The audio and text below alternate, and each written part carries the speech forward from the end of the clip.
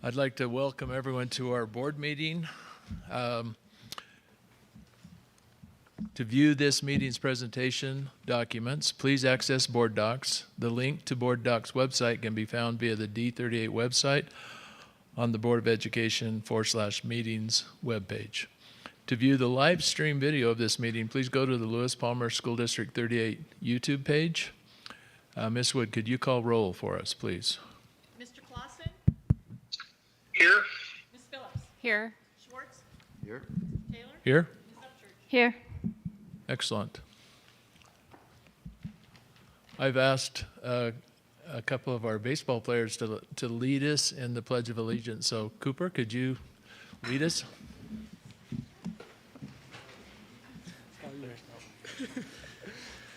I pledge allegiance to the United States of America and to the republic for which it stands, one nation, under God, indivisible, with liberty and justice for all.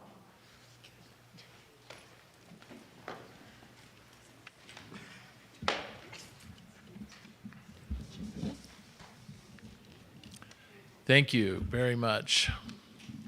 I'd like to make a motion to approve the agenda as presented. Second. Comments, questions? Later, right? Hearing none. Ms. Wood? Mr. Clausen? Aye. Ms. Phillips? Aye. Schwartz? Aye. Mr. Taylor? Aye. Ms. Upchurch? Aye. Thank you. We'll move now to B1, which is Community Recognition Monument Warriors. Dr. Summers? Thank you, Mr. Taylor. Thank you all for being here this evening. I'm actually going to have Mr. Frampton come up to introduce our first and actually next two special recognitions. Mr. Frampton? Thank you very much. It is an absolute privilege for me to have the opportunity to introduce Coach Jones and our Monument Warriors. Our Monument Warriors have completed a basketball season, and I know we have a track season coming up, and we did some bowling at the beginning of the year. And the Monument Warriors are truly warriors in our community, as they are giving our students with disabilities opportunities to participate in a variety of activities and a variety of sports. So I'm going to hand this over to Coach Jones, and I'll let you take it from here. Thank you. First, I'd like to say Lisa Glenn was unable to be with us. She's our organizer and our administrator, and she has two children, adult children, and a high school child who are with our program as well, taking care of family, medical needs out of state. But anybody who knows me as a teacher knows I can talk, so I'm just going to get right to the introductions. So I'm Dave Jones, and I have Coach Kimberly Bush, if you'll just raise your hand. We also have Coach Sheila Ferguson. Did I get the last name right? Okay. And then we have athletes in no particular order other than Christian. This is Christian Temmer. Yes. We also have Dakota Rizzo right here. Just put your hand up so they can see you. This is Caleb Schleiper. He would like the mic too, but that's dangerous. We have Lawton Bush. Lawton, just give a raise. We have Christy, and Christy, I think you have a rock and roll last name, Rollins. That's how I remember it. And then this is Hadley, and we just call her Woj, not that she's an NBA insider or anything. Wojciechowski. Did I say that right? Okay. And then there are some people in the room that I just want to recognize quickly without naming them all. But the Palmer Ridge High School cheerleading group, as well as the Lewis Palmer High School basketball group, did some great things with our team in terms of supporting them with mentoring them on the side and coaching them in skills and really just being advocates. These are athletes, these are people, they're humans, and they represent the best of us. And I would just remind you to stop and say hello and look them in the eye and treat them like the humans that they are. And so I just want to thank all the people involved with Monument Warriors Special Olympics, and I think that was pretty brief. Thank you. And on behalf of the board and the district, I'd like to recognize you, the Monument Warriors, tonight.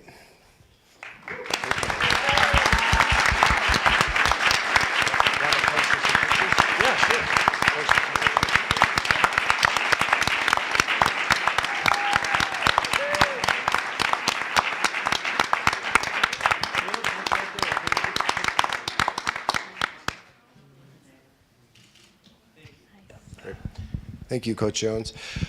Okay, the next group that we're going to bring up, I also have the privilege of introducing, and the reason I'm introducing these first two groups is both of these groups have been nominated for our Aliorum Day Award, which is recognizing those who have made a difference in the lives of others, especially those with students with disabilities. So the Monument Warriors have our community nomination, and our Lewis Palmer High School basketball team, which I'm going to introduce here in a minute, are also nominees for the award. And if you're as anxious about finding out who the winners are, please join me, as I am, please join me on Wednesday night, the 20th, so in a couple nights at Lewis Palmer High School at 7. We're having our Aliorum Day Awards, and we will honor all of our nominees, and we will acknowledge the winners, which very well may be our Monument Warriors or our Lewis Palmer High School basketball team. So, Mr. Baker, Coach Benton, if you could come on up, we'll honor the state champion Lewis Palmer High School basketball team.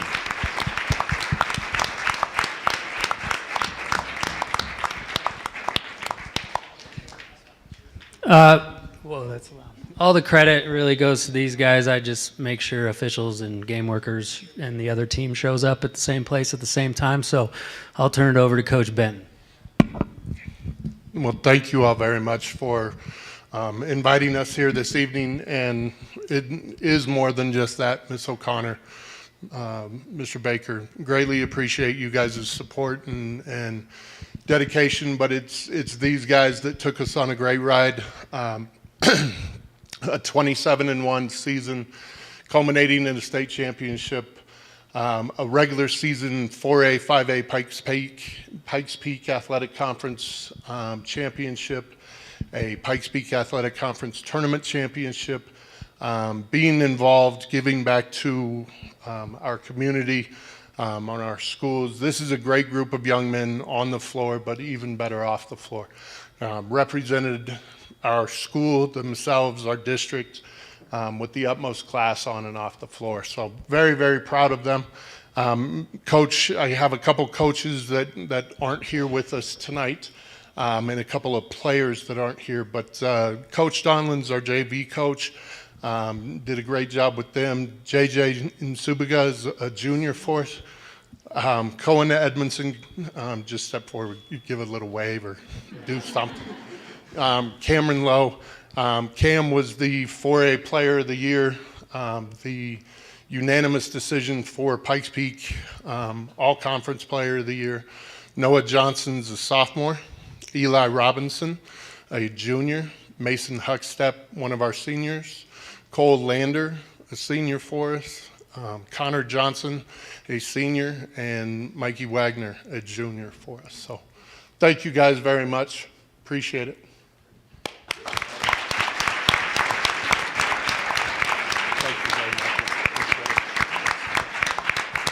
Okay, we need a pose for some pictures here. Okay.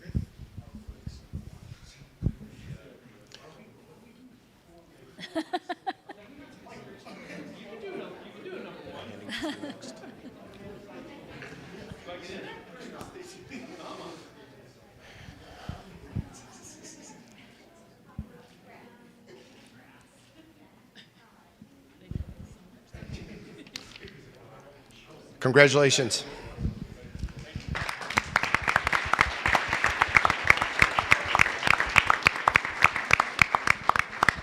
And next up, I'll introduce Jessica McAllister, who's going to introduce our next honoree. Okay, thank you so much. My name is Jess McAllister. I'm the Secondary Programs Coordinator. And one of the programs I oversee is called CTE. It stands for Career Technical Education. And part of Career Technical Education is to make sure that we have clubs, student clubs, and they're termed as CTSOs, Career Technical Student Organizations. And so today we brought our middle school with us to showcase some of the work that they've been doing.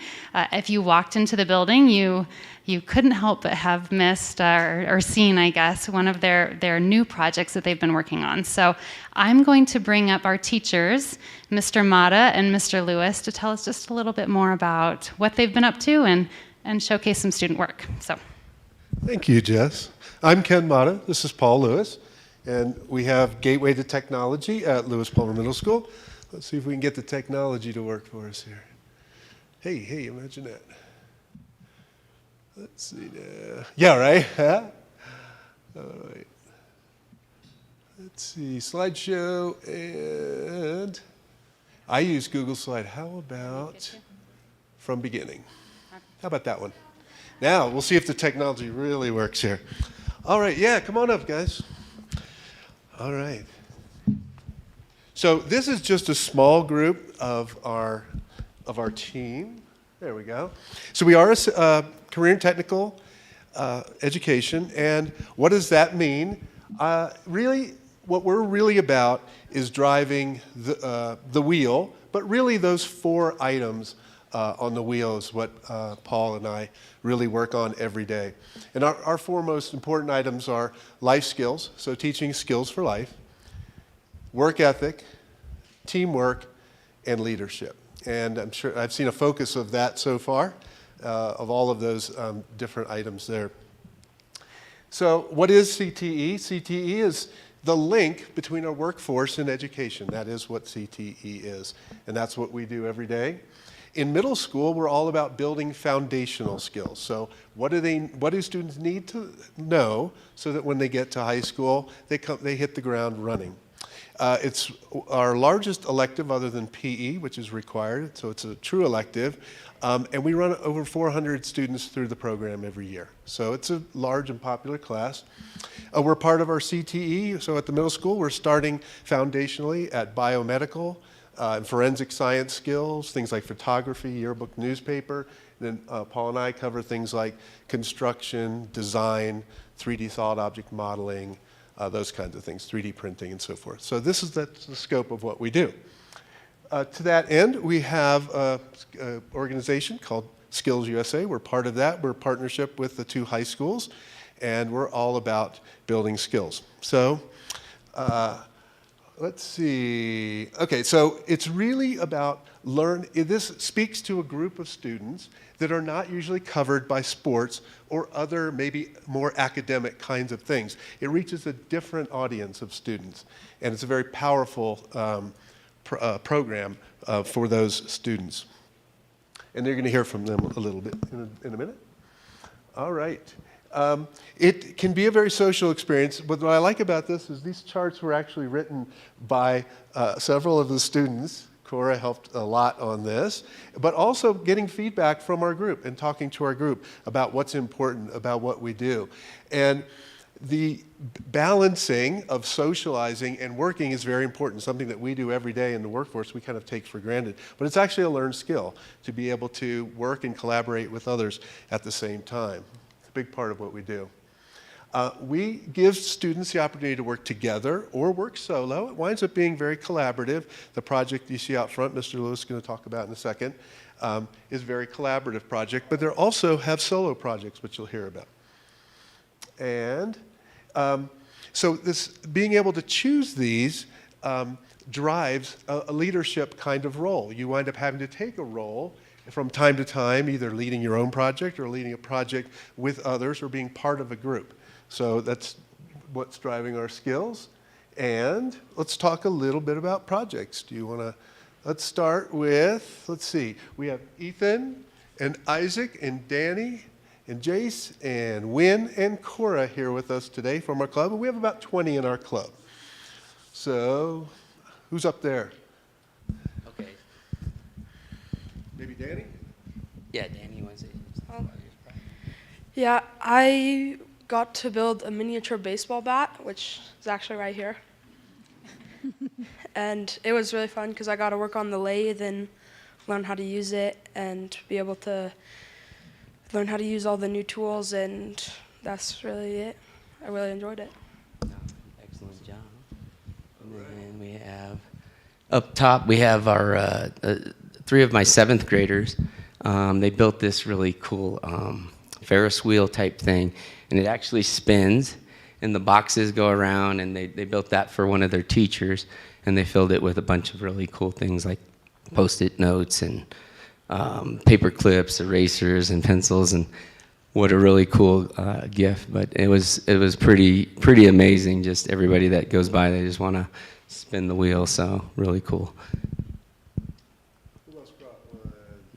Jake brought one, didn't you? Yeah. Want to tell us what you made? I made a cutting board. You take all the different pieces and you have to put them together. It was a very time-consuming project, but it was very fun. Nice. And when? I actually made something that I 3D printed. I made it in Autodesk Inventor, a 3D modeling program. It's a guy going through a portal, and I had a really fun time doing stuff like this, and I really liked it. And Cora. Oh no, I got it. Okay, so I built this super fun lap desk thing that I never used, but I built it. And I guess it's nice. Today it broke, a hinge spring fell out, and we stuck a stick inside of it. So that was really fun. I, as well, built this little star. Cool. It is cool, yeah. Building is one of those joys. Doing things with your hands and building something is something very satisfactory about that, you know. And especially if it's something you use every day, right? So what we did this year is we chose to kind of follow the high school. If you've been by the Lewis Palmer High School, you've seen the greenhouses out there. And so we chose to do garden boxes. And when we were prototyping and putting it together, we were thinking, is this a project for new builders? Because it is pretty difficult project. It's definitely multiple people holding things. Driving in 3-inch screws is not easy. Using the miter saw, using a lot of tools that we don't normally allow the kids to use with the table saw and things like that. So, you know, the angle grinder, cutting the metal and stuff. So if you walk outside on your way in or on your way out, take a look at the garden boxes that these guys put together, because they did an amazing job. Okay, so the last thing is, I know, speaking for Paul and the rest of our CTE team, we just want to thank you for letting us brag on our kids. It's pretty easy, as you can tell, because they're pretty great. Thank you all.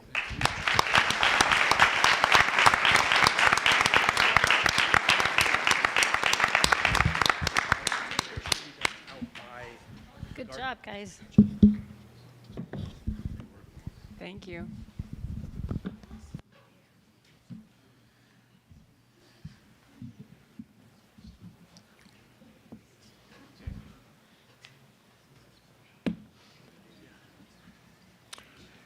Thank you. At this time, the board will hear comments from the public per board policy BEDH, public participation at school board meetings. All regular and special meetings of the board shall be open to the public. Because the board desires to hear the viewpoints of all citizens throughout the district and also to conduct its business in an orderly and efficient manner, it shall schedule time during some board meetings for brief comments from residents and property owners of the district, parents, and employees. There is one time for public comment, and it is limited to 30 minutes. In an effort to allow all who wish to speak, the amount of time dedicated to each speaker will be dependent on the number of people who sign up, with the entire public comment period not exceeding 30 minutes. If 10 people or fewer sign up, each person will have 3 minutes to address the board. The sign-up sheet for public comments was available until 5 p.m. in the Learning Center meeting room. The board respects the rights of the public to speak on matters concerning the operation of the schools. We believe that public comments that are critical of district staff, however, often cause unnecessary harm to those employees and to the education of our students. As a result, we prefer that members of the public share any criticisms of employees in writing with the superintendent, who is responsible for supervising all staff and then involving the board as necessary. If you choose instead to address a personnel issue publicly, please understand that the board does not endorse the comments of any speaker and reminds all who speak that they assume the risk of legal action by district employees in the event the affected employee believes that any comments about them violate legal standards. In addition, speakers may be asked to appoint a spokesperson if the topic is a group concern. Lastly, keep in mind we may have K through 12 students in the audience or online. Please keep all comments appropriate to our audience. So I have our sign-up sheet.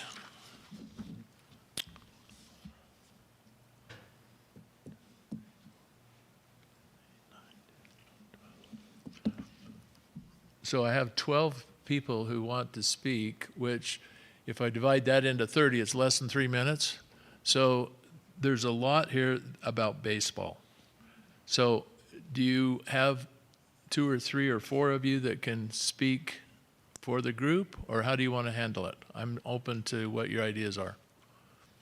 Do you want everyone to speak? So 30 divided by 12? 2:30. Would you just give every speaker that amount of time then? Yep. Okay. So we won't have 3 minutes. We'll have 2 minutes and 30 seconds. 30 seconds. Okay. So we'll start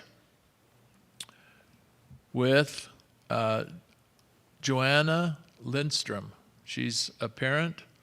She's going to talk about growth. Welcome. Right up here? Uh-huh. Great. Good evening, Dr. Summers, ladies and gentlemen of the board, staff, parents, and community members. I'm Joanna Lindstrom, and I'm a D38 parent. On my drive over from Jackson Creek neighborhood to the administration building this evening, I passed 2 new residential developments with roughly 1,000 new housing units being built. In my last 11 years in the community, I've also watched Jackson Creek North, Forest Lakes, and Village Center at Woodmore be built. The 2020 census confirmed that monument population has doubled in the last 10 years. My question for you is, where will all the children in these homes go to school? Our district desperately needs a plan to address this growth, including increasing salaries to recruit and retain the best teachers, redistricting neighborhoods to better distribute children in elementary schools, and building new schools. Lewis Palmer Middle School, our only non-chartered middle school serving grades 7 and 8, has a current enrollment of 797 students, according to the October count. This exceeds the enrollment at neighboring District 20 Discovery Canyon campus and most other middle schools in the area, which serve 3 grades, 6, 7, and 8. Bear Creek Elementary has 92 to over 100 students in each grade, which is double and sometimes triple the enrollment of elementary schools, both within our district and in neighboring districts. While D38's strategic plan, Priority 3, addresses a commitment to continuous growth, it does not address growth through physical brick and mortar buildings. The recent D38 opinion survey leaned heavily on increasing teacher salaries, but not on building growth. I stand before you tonight to urge you to seriously consider creating a plan that addresses all of my aforementioned strategies: teacher salaries, redistricting, and new schools. I strongly believe this can only be accomplished by bringing a bond or mill levy to the voters once again. I understand and appreciate that we live in a tax-sensitive community. I've lived in El Paso County for nearly 30 years. I've watched this area change and flourished. I've also watched school districts in the county rally community support to keep up with the growth. Other districts struggle to bring the community together. And at the end of the day, academic performance and test scores confirmed that the students and their quality of education suffered in those districts. We need to inform the community of our overcrowded and under-resourced district. We also need clear and concise messaging to this highly transient and new community. Many of the residents are new and are not from Colorado. They don't understand the implications of Tabor. They don't understand how bonds and mill levies work. While I applaud the efforts of the community survey, we need to think about creative ways to reach people outside of our district circle. I am proud to be part of Monument and the D38 family. Like all of you, I want the best for our students, but it's going to take a coordinated effort involving all levels of this community. Together, let's make a commitment to positive change and growth for the district. Thank you. Thank you. Austin Reese, student, I'm assuming baseball player. Hi, Austin. Good evening, Mr. Taylor and the board. Tonight, my name's Austin Reese, and I'm a junior from Palmer Ridge. And tonight, I'm here to advocate for a turf field at Palmer Ridge. And here are some of my reasons. So through the first 10 games, we only got to play one home game. And in baseball, it's important to play home games because home field advantage. So at the beginning of the season, it was hard for us to, get some wins at home. It also had a limitation on our practices. We only had one outdoor practice before our first game, and that limits us to thrive as a team and come together and have, a certain place to call our home and play. We were forced to practice at the farm, which is 20 minutes down south, so that was, a lot of gas money for everybody and a lot of time consuming. Another disadvantage of the grass field is the grass is always in poor condition because, in the spring it's not warm, there's not a lot of moisture, so it's hard to play. It's all dry and dead. And yeah, that's just basically what I had to say. Kept it short and sweet. Thank you, Austin. Thank you. Jake Ankrum, student, also a baseball player.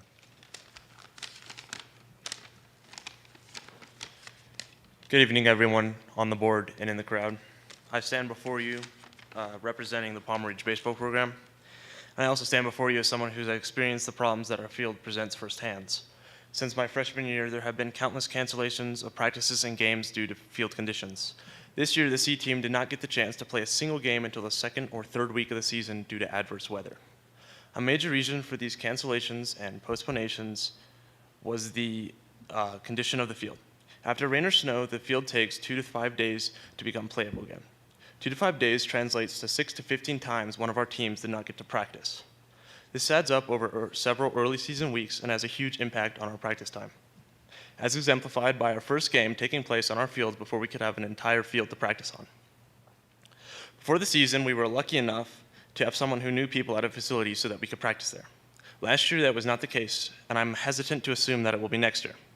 Even then, driving to a facility 30 minutes away to only practice 2 hours is impractical. Most of the younger kids on the younger teams must rely on parents for transportation. These same parents often work and cannot get their kids there on time or at all. Those of us who can drive suffer the consequences of the gas prices. On top of personal expenses, using a facility costs our program money that could be spent in other areas that need improvement. Additionally, the practices at these facilities are shorter and limited in what we can do. For the first couple weeks of the preseason, we are stuck in the school's gym and a facility while other teams with adequate fields are able to practice normally. This puts us behind our competition and makes a difference in the early season. Not having a field deprives us of practice, costs us financially, and puts us at a competitive disadvantage. Last year, we raised $30,000 for a new infield in hopes of solving some of these problems. While it did significantly improve how the field plays, it has been limited due to the fall season, as Austin mentioned previously. The field will not likely be playable until summer. On top of that, the grass and the dirt are still subject to adverse weather and do nothing to prevent cancellations and postponations. Because of the aforementioned reasons, we have come to the conclusion that a turf field is the best option for Palm Ridge Baseball Program. It is easier to maintain, weather-resistant, and consistent years round. From these qualities, it will allow us to save money, practice early in the season, and often throughout the season. This is a long-term investment that will last generations and improve the Palm Ridge Baseball Program indefinitely. Thank you for your time and consideration. Thank you. Bryce Foster, a student and a baseball player.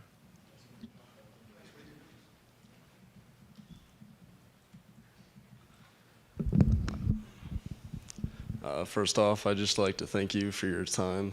I know there are some better things to do on a Monday night, but I would also like to advocate for a turf field for Palm Ridge baseball.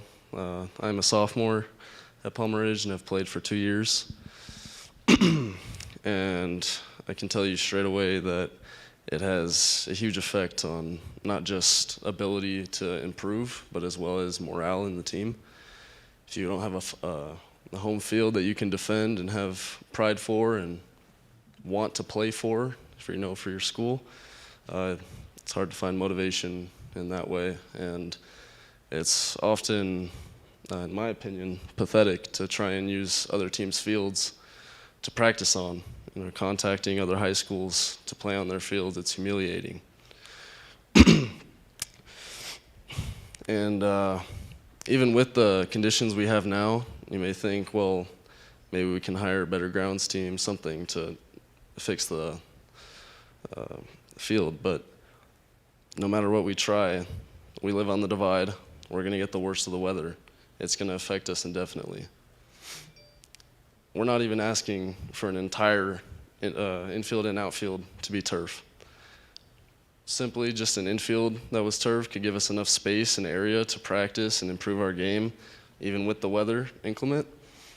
But with the field status as it is now, we have so many cancellations and delays that it prohibits us from improving as an entire program.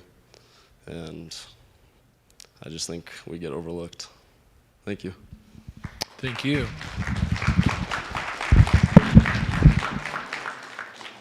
Renee Garzas? Parent and baseball subject. And obviously short. Thank you for your time tonight. My name is Renee Gargas. I have 3 D38 students. Last year we lost about 50% of our home games at home due to an unplayable field. This year we've already lost 60% of our home games at home due to an unplayable field. A fix was determined by D38 last year to bring in about $11,000 of dirt, which we are grateful for. It did fix a few problems. However, we're already seeing dirt erosion happening from this fix. The best solution is a full turf field. Turf does allow all other spring sports to get more practice and more games. In your packets, there's lots of examples of that. We provide all outdoor sports that need turf fields with one to practice on and one to play games on, with the exception of baseball. Fall weather seasonality and Monument is more conducive to grass fields. Softball didn't have to cancel one single game due to weather. If we include softball, it increases the cost by around $400,000. Many schools across the state have turf baseball fields and don't have turf softball fields. In my opinion, this is due to the fact that the need is not there because of the weather seasonality. If we have an unlimited budget, of course we would want to do this for everyone. Please know that we are sensitive to the district financial needs and the inequity in teacher pay. But it does not make the inequity in playable fields going on since 2008 at Palmer Ridge something we should be okay with as a community. It also isn't wrong to bring it up as a priority. It's time to fix this and show the baseball program that we are dedicated to put them on an equal playing field with other baseball programs and all sports at Palmer Ridge. Every sport deserves consistently playable fields.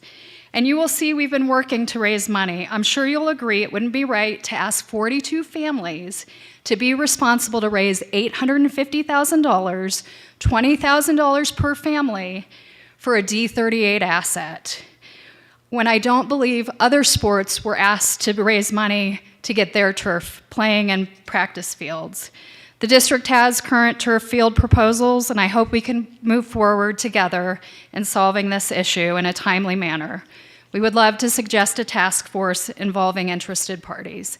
Thank you very much for your time. Thank you, Renee. John Phillips? John Phillips? Parent of baseball. Yeah, that's right. Parent of a baseball. Thank you for your time. My son plays baseball for Palmer Ridge. Points I was going to make have been made already, but I want to reiterate, you know, these kids work really hard. They work hard at their studies and their baseball. And just the time factor of constantly going to practice somewhere else, driving back and forth, having games turn into double headers at some other field when you could have played it at home, takes a lot out of them. They're working hard already. And you know, the multi-use aspect hasn't really been mentioned yet. That we're here for a baseball field, driving this, but these fields can be used for multiple sports. You can rent them out. The revenue can be gained that way. Soccer tournaments, you know, flag football, Little League, can all use this as well. And I work for the town of Castle Rock, and pretty much every sports field they're building out is turf now. Water alone drives that. the cost of, not having to do that. The maintenance, the lining, the chalk, the dragging, all those things are offsets as well. So, 7,000 feet on the divide, you need a turf field to play. So, thank you. Thanks, John. Glenn Havner, a parent of a baseball player, and she represents the city of Palmer Lake. Board of Trustees, Glant Havener, parent of a D38 baseball player. A lot of my points have also been reiterated, but we are respectfully asking you for a turf field. We need it. Daily last-minute changes due to poor field conditions are a regular occurrence for our boys. Our boys are having to play double headers to complete the CHASA-approved schedule. At approximately 2 hours per baseball game and an additional hour in travel time each way, double headers require our children to give up 6 to 7 hours of their day. In the last several weeks, many players are playing 4 to 5 games per week to make up games due to the lack of home game availability. Home games are rare for us. Our field is muddy, it's wet, and it's unplayable. The 10th game of this current season was the first day that we were able to play a home game. Out of an 11-week season, it was week 6, April 5th, before our boys could get on our home field.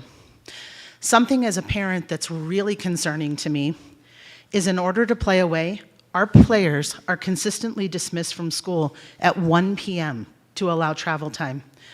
And do the math, at 4 to 5 games per week, many of our players haven't been in their last block period for several weeks, which hurts their academic performance. They've missed a third of this academic quarter to facilitate travel to fields away. My sophomore has Algebra 2 trig last period, and we personally are spending significant finances and family time on tutors over the weekend to maintain the academic excellence that we require in our home. Team fundraising is challenging.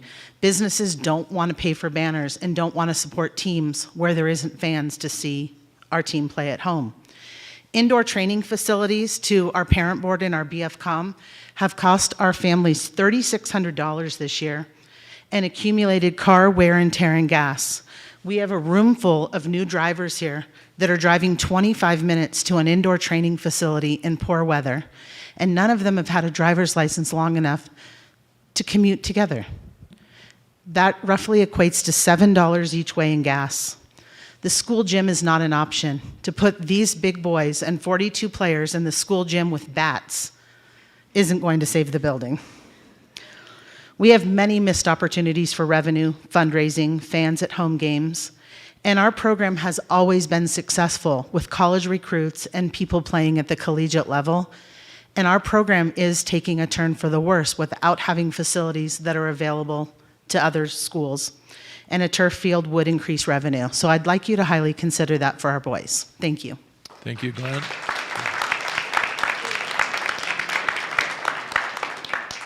Patty Foster.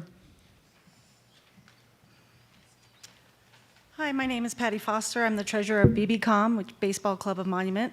I want to start off by thanking you for listening to our pleas for help with our field problems. Bbcom has done its homework. We have spoken with consultants, engineers, contractors, and other school programs throughout the state that have successfully implemented their own viable field options. We understand that these much-needed changes come with a hefty price tag, but we want to show you, the district school board, you guys, that we haven't just been sitting around waiting for a big check. You guys were all given ahead of time a flyer showing the different fundraising options that we've implemented this year. Since July, for a total of, 10 short months, we have been able to raise a little over $31,000 with these different programs. They've been very successful. It's gotten the boys and the families out into the community, and it's gotten the community involved with our program. These, while we have been working these programs, and while they've been very successful and rewarding, it's still not enough. We can't do this by fundraising alone. We need district funding. This cannot be accomplished just with fundraising. There is not another single sports program at Palmer Ridge that is trying to operate under the same circumstances as the baseball program. Not another single one. Tennis is not trying to play without a tennis court. Football isn't trying to play without a football field. Soccer isn't trying to play without soccer goals, and baseball can't continue to play without a field. We have shown that we are invested in our school and in our students, And now we ask that you too please invest in Palmer Ridge and its athletes. If you look at the turnout that we've had here tonight, I am very proud of our Palmer Ridge families. Thank you for your support, and I hope that you can give the support to the program that we desperately need. Thank you, Patty. Joe Ward.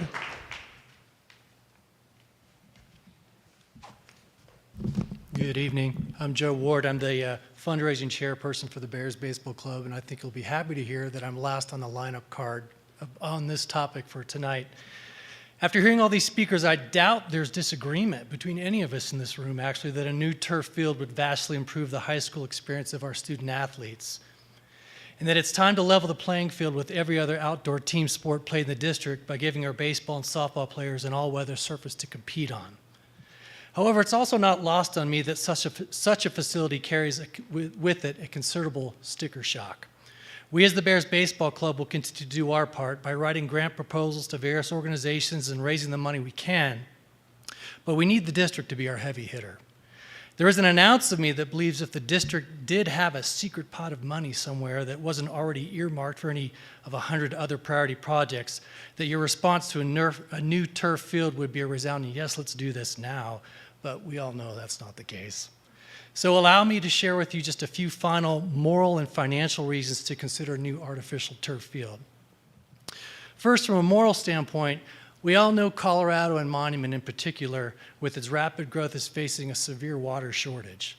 According to figures provided to me by the Woodmere Water and Sanitation District, the district spent $12,383 last year alone to water just the 2-acre baseball field. That's over 1 million gallons of water. Let's stop spending money on watering grass that wasn't meant to grow on the Palmer Divide. And then we can stop wasting hours and hours on its mowing and upkeep. And finally, from an all-important and complicated financial standpoint, I encourage you to see this project as a classic example of you have to spend money to save money.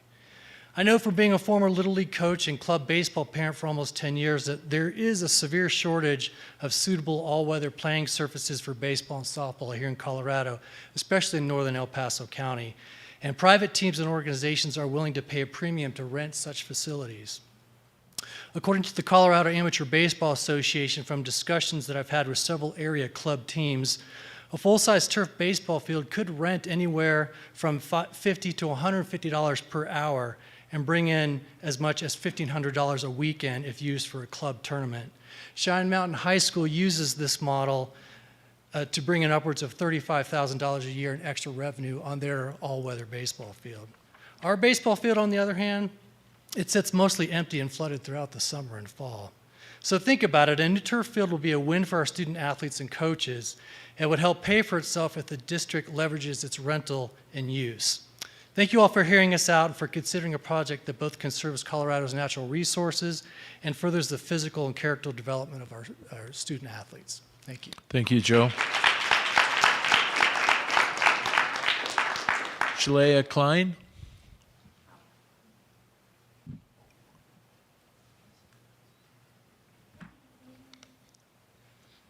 So I'm Sheila Klein. I'm a staff member and also a parent.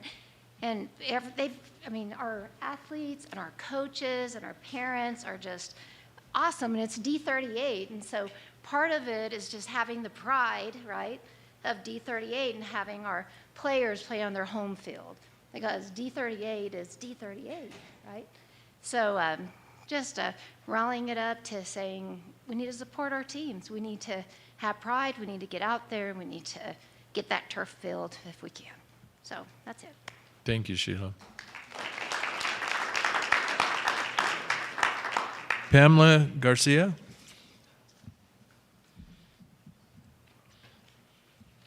Hi there, and thank you for your time.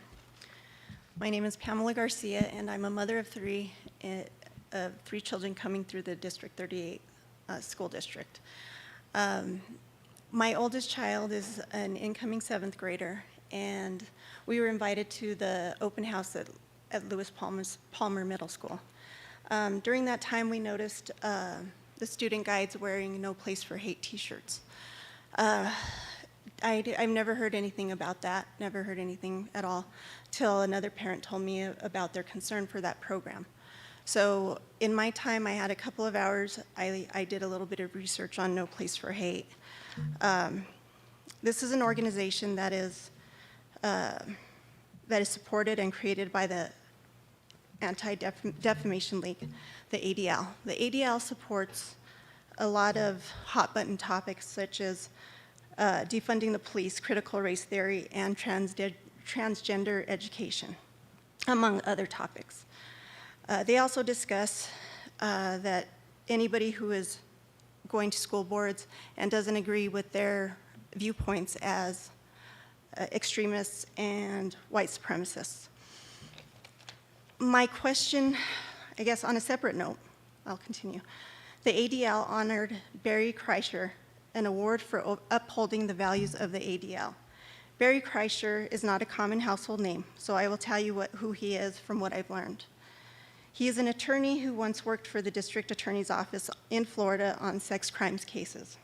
He was the attorney who mishandled his own case against Jeffrey Epstein. Instead of being held accountable for every charge of unlawful sexual activity of a minor filed against him, Epstein was given a deal to plead to a lesser charge of soliciting a prostitute. This allowed Epstein to have a slap-on-the-wrist sentence for 4 cases brought up against him for sexual assault of underage girls. Years later, the ADL honored him with an award for upholding their values. Why would anybody who is against the rape of a minor want to be associated with the ADL and what they stand for? Why would a school district who is made up of minors be associated with the ADL in any way? My family is conservative. We agree there should be no hatred in schools, and students who display hatred should be held accountable. Accountability should be the way to address hatred, as well as clubs who are welcoming and support student communities. With that being said, we do not agree with the ADL stance on anything I have read about them so far. We absolutely do not agree with anyone who does agree with the ADL stance. The ADL values support a very unsafe school environment, and from what I understand, from our community meeting, we are striving to make D38 safe. I would also like to know who brought about the No Place for Hate program in our district, and I would like to know what we could do to reconsider that decision. How can such a controversial organization be welcomed into a middle school without the approval of a school board, superintendent, and more importantly, parents? Even if the involvement is minimal. And if the involvement is minimal, why is it advertised at an open house? Let the student council, who is part of this, make their own statement. We will pay for those t-shirts. Thank you. That is all I have. Brandon Garcia. Hi there, Brandon Garcia. Thank you for your time. I just want to follow up on a couple comments from my wife. And our biggest concern is we don't want this to become a political conversation. All right, we understand that some will try to make it that, and those that disagree may label us conservative or extremist or racist or biased or white supremacist or any other derogatory term that may be out there. That's just not the case. Yes, we raise our kids on Christian values and hard work, and some people act like that's a bad thing, but we disagree. We're not asking the school to push our beliefs on the students. That's not the school's job. Would we like for the schools to teach our family's own personal views to everyone? Absolutely. Like, that would be awesome. We'd love that. But we also know that that's not right and that's not healthy. My job is to raise my kids, not your kids, and vice versa. The school should not be pushing personal or social opinions on any of the children. Schools may argue that when it comes to these social topics, they are teaching facts, not opinions. But when it comes to social topics, people's facts are different.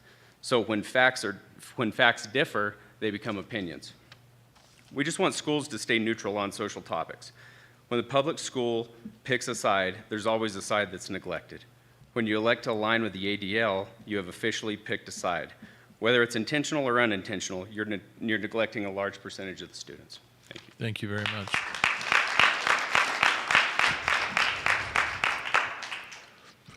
I want to thank everyone who has participated and shared comments tonight. And I'm especially grateful for our baseball team that shows up. It's nice to actually see you here. You know, out on the field, you're kind of distant. Here, I can actually recognize you, and I love it. So thank you all for coming. We hear you. I want you to hear that. We hear you, okay? And thank you again. The next item is our board member comments, and I'd like to start with Ron at the end of the row and then work this way. So Matt, you'll follow Teresa. I have no comment, thanks. Thank you, Ron. Tiffany? I have a brief comment. I actually had no comment until I heard tonight's comments. So I want to applaud the advocacy and the purposeful reasoning and solutions that were brought forth. And I'm reminded that one small person and one small act can make a great difference in this world. And we've seen so much innovation that can come out of ideas. So I applaud the advocacy and I applaud the idea of what innovative things can we come up with. I think our warriors are a prime example of a small act of kindness and the small things that can do great things in our world. April being Autism Awareness Month. I like to call it Neurodiversity Month because lots of different students have different diverse ideas, and it's not all one size fits all. And as Mr. Frampton pointed out, we have our Alorium Day Award coming up on Wednesday, and that is a very, very powerful display of what one person and one innovative idea and one act can do to make a great difference in the world of everyone. So thank you, and I applaud you guys all for coming and speaking as well. That's all. Thank you, Tiffany. Teresa? I just have one comment to thank those who have come out to the Engage and Elevate meetings, and it's been very helpful. I think there are more conversations occurring, and we as board members gain a lot of information from those meetings, so I would encourage anybody listening or any of you, I believe our last one is on May 4th at Bear Creek Elementary School. We would love to see anybody who has not been to one of the previous three. Thank you. Thank you, Teresa. Matt? Yes, thank you, Mr. Taylor. Just want to thank everyone that was present tonight and for your comments. Also appreciate the emails that we receive. It's very important as one board member to have a litmus test of the issues that parents and families are dealing with, and also want to thank my fellow board members for their comments this evening, and that's all I have, Mr. Taylor. Thank you, Matt. So I'd like to just thank everyone who does communicate with the board in any way, shape, or form, whether it's emails in the public forum, at the Engage and Elevate sessions, or just a phone call. We've been working on a strategic plan that we think of as a comprehensive, long-term strategic plan. There has been nothing said in the last 2 or 3 months, I don't believe, to any of the board members that doesn't fit somewhere within this long-range strategic plan. Now, I know that a survey went out and it was geared toward teacher compensation, clearly. But that doesn't mean that's all we're looking at. We are looking at the big picture. And my goodness, you know, a turf field might be just a part of that big picture. It's without the voice, it wouldn't be. I just guarantee you that. So the voice is what makes it become a part of a strategic plan. And we appreciate your voices beyond measure, really, because we are here to represent this community. We're not here to represent ourselves. We're here to represent the community. And in so doing, we need to hear your voices. And I appreciate all the voices. I don't care what your perspective is. I want to hear your voice. Now, what comes out of a long-term strategic plan for a public education system may not fit every one of us perfectly, but it will fit us collectively, I promise. So with that, Dr. Summers. Well, thank you for those comments. Thank you for the public comments as well. So we do have an update in our traditional fashion of spending a little bit of time within each of our priorities. And I'm going to walk us through that tonight. The baton has been passed back to me from our team, but if there are questions in any of these priorities, please feel free to make mention of those. So we're going to start with a priority 1 update in terms of safe, healthy, and welcoming schools. And we wanted to just let you all know that we do have our second survey window of the school year that launched last week.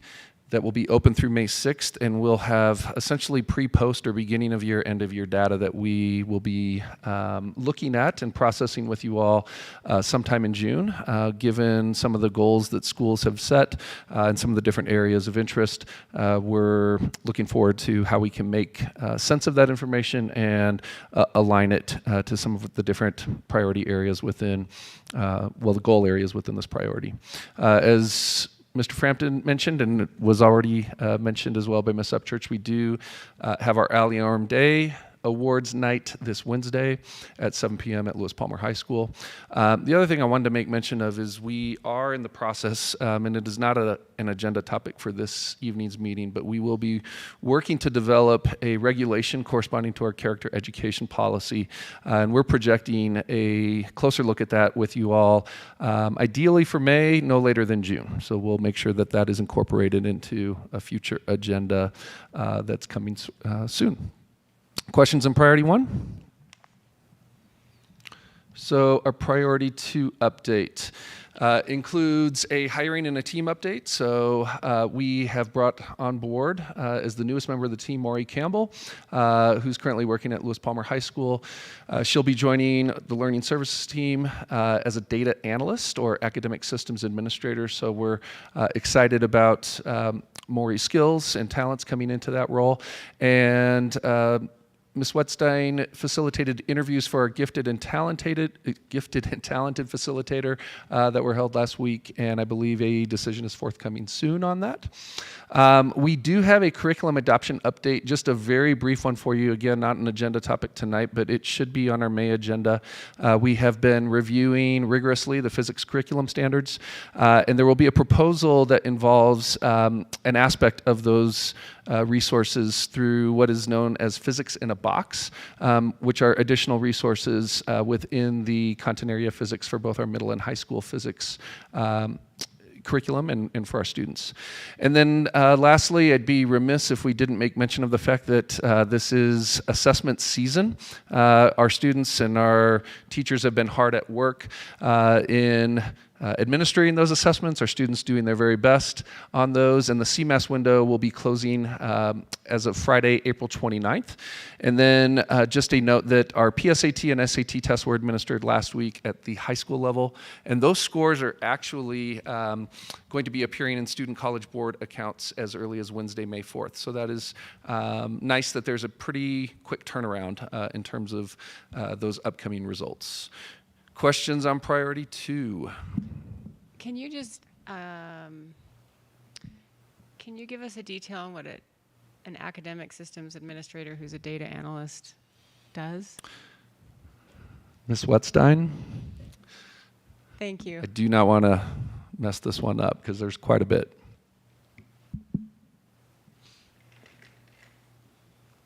Yes, so the position is currently held by Lori Bieshaver, who has been in the district for quite some time. She will be retiring at the end of the school year, so we wish her all the best in her future endeavors. Currently, Lori is responsible for ensuring that all of our assessments and online curriculum are accessible for students and for staff, so it involves a lot of manual loading of data and management of data. I did take the opportunity to revise the job description, and upon hiring Mari, we will be kind of re-envisioning some additional ways that this position can support our data needs district-wide, potentially to include how we represent data for the board and our public as far as our student performance, but potentially other metrics as well. Super. So this is not a new FTE position. This is Correct. just This is okay. filling a position Thank you. For someone retiring. Great. Thank you so much. Any other questions?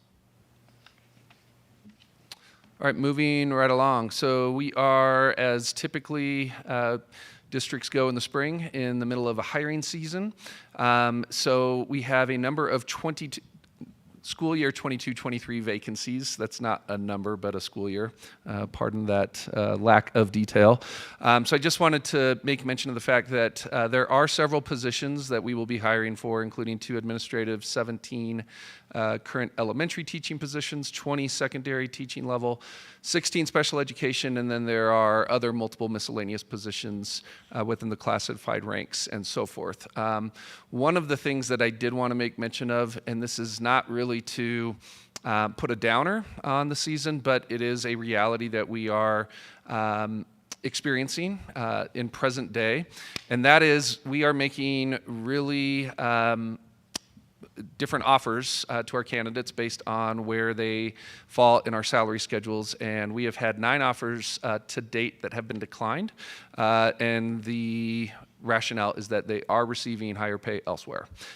So I just thought that was important to note in that this is a number that will certainly more than likely increase, and I can tell you that it is a frustration for some hiring managers with respect to that. Mr. Schwartz.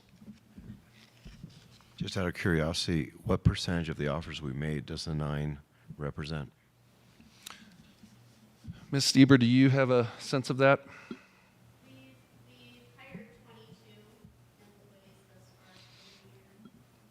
So we're at roughly a third. Okay, thank you. If my math is accurate. Math is very, very close, Thank you. Dr. Summers. And is this in the pay scale? Where do these lie? Are they in the similar range, or is it across the board? Ms. Stieber? Typically, people are coming in with more than 10 years of experience. So currently policy is we honor 9 years, place an individual on step 10. Oftentimes people are coming in with many more years of experience, and placing them on step 10 is considerably lower than what they're making now. And is this group of 9 in that similar situation? Okay. There's some newer teachers as well, though, from your, okay. I have a question. Sure. You've mentioned this before, but I wondered if you could go over it again. Our pay scale system, it's more traditional? Is there others out there, or is this just pretty standard? Our teacher salary schedule is a traditional salary schedule that is a step in lanes framework for how we position folks according to years of experience as well as years of educational attainment in the way of masters or additional hours that can be gleaned from that. So that is for our teaching positions. We have a number of classified schedules, and actually I'll build off your question, Ms. Upchurch, in regards to that second bullet, which is that compensation work and ongoing consultation is continuing in our work with the OHMS consultants. So one of the things that will be forthcoming, and it's a recommendation that we will be making, at least in terms of classified schedules going into the upcoming school year, is to essentially develop a more consolidated and more consistent and aligned classified schedule that represents essentially the breadth of all the classified positions that we have, and as opposed to having what I would call an extremely differentiated system right now, we're looking for more consistency and alignment within those classified positions. We're also seeking the same within administrator and professional tech positions, and so that stems all from our market analysis, and that's additional data that we are looking to incorporate into more of our deeper dive when we move into our May work session update. So all of that obviously will have dollar amounts that will be attached. Our role is not to necessarily create a system that has increases across the board right now. We just know that's fiscally not tenable, but it will demonstrate for certain employees an opportunity to achieve more equitable pay on a more immediate time frame, and then address our longer term goals of a compensation system that is robust, reflective of the experience that we have on a talented staff. And what that means for our teacher salary schedule, I know this is a lot of information, is still yet to be determined. So I would say that that probably will not have as significant of a maneuvering from this year into next year. Anything that I missed on that, Kristen, that you would want to lift up? Any other questions beyond that? Quick question. So I'm seeing 55 vacancies now. Do we track that year by year? Is that higher than normal currently?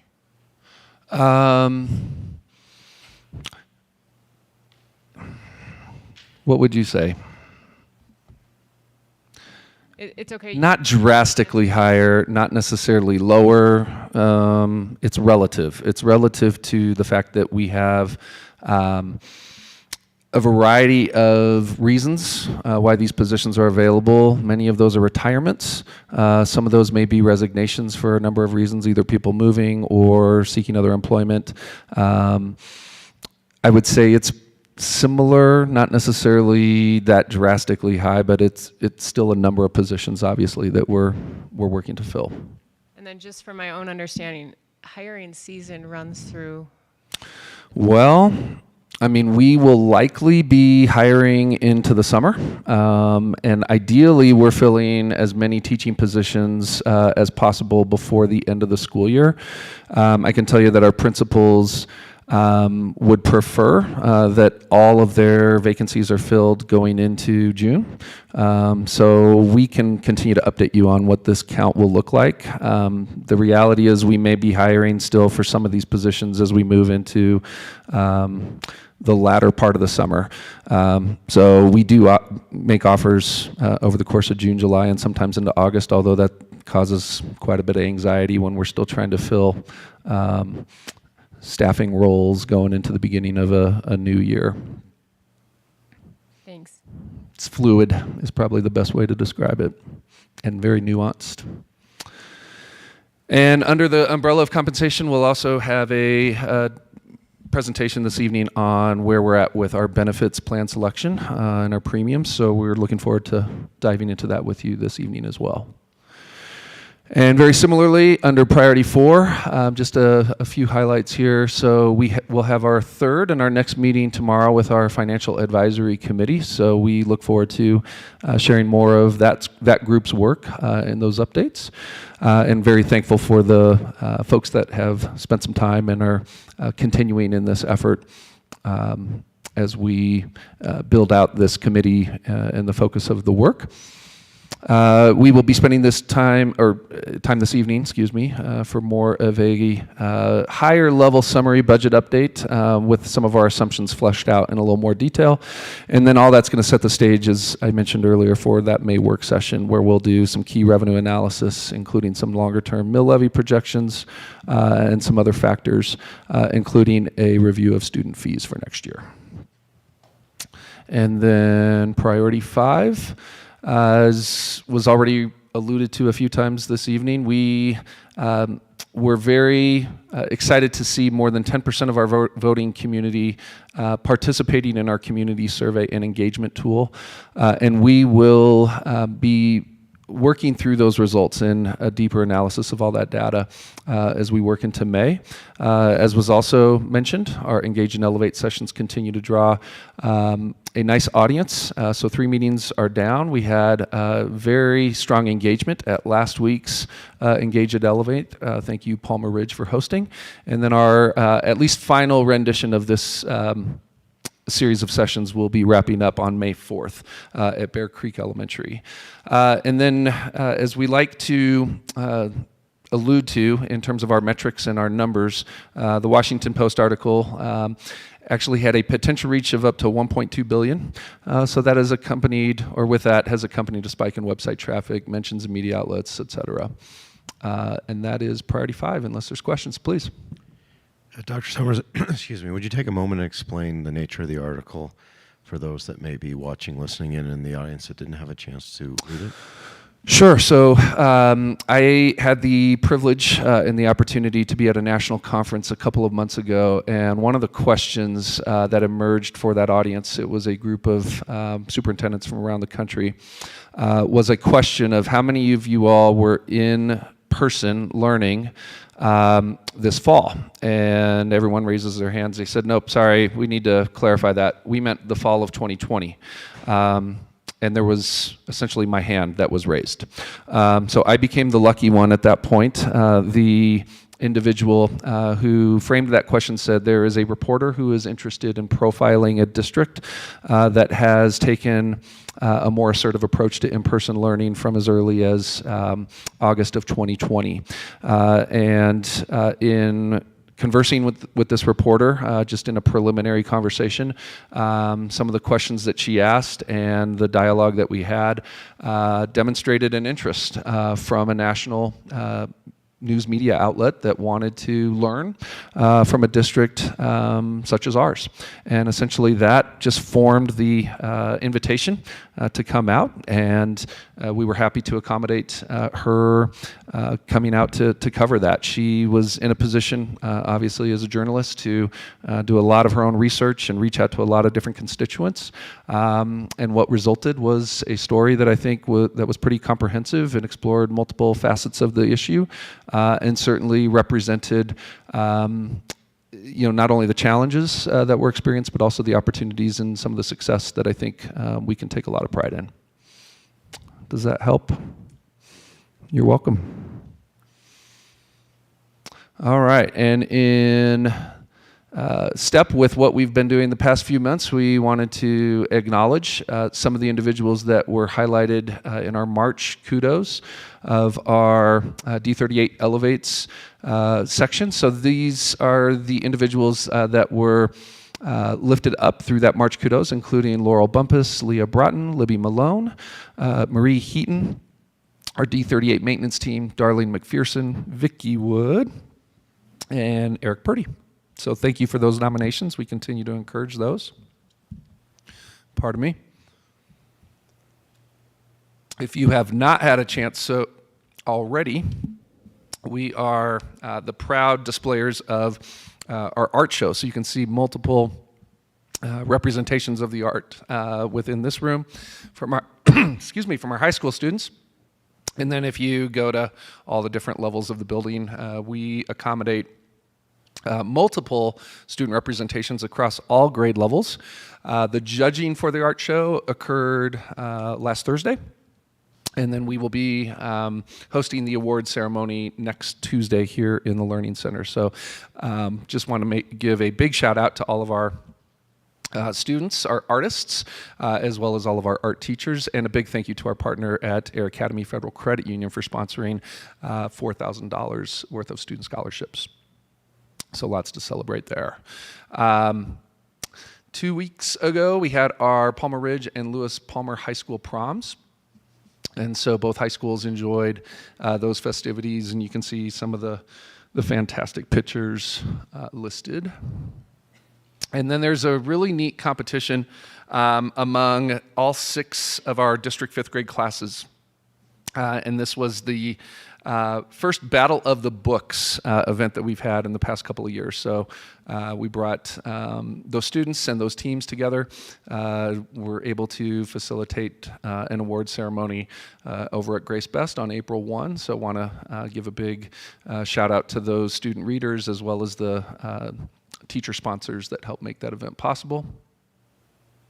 We have a few Best and Brightest Scholarship winners, including McKenna West and Amber Wright from Palmer Ridge High School and Edwin Flores Caballero from Lewis Palmer High School. So congratulations to our students on that exceptional demonstration of how awesome and bright they are. And then wanted to elevate our Barobotics team, which earned some recognition at the state competition. This was a few weeks back. They really had overall a very successful season. Did not quite make or qualify for the Worlds event. I know that's, they're 1 point short for doing that. However, what they did earn, and I think this represents the class and the just integrity of this team, is the Gracious Professionalism Award, which really demonstrates teamwork across all of the different competitors and obviously graciousness in this space.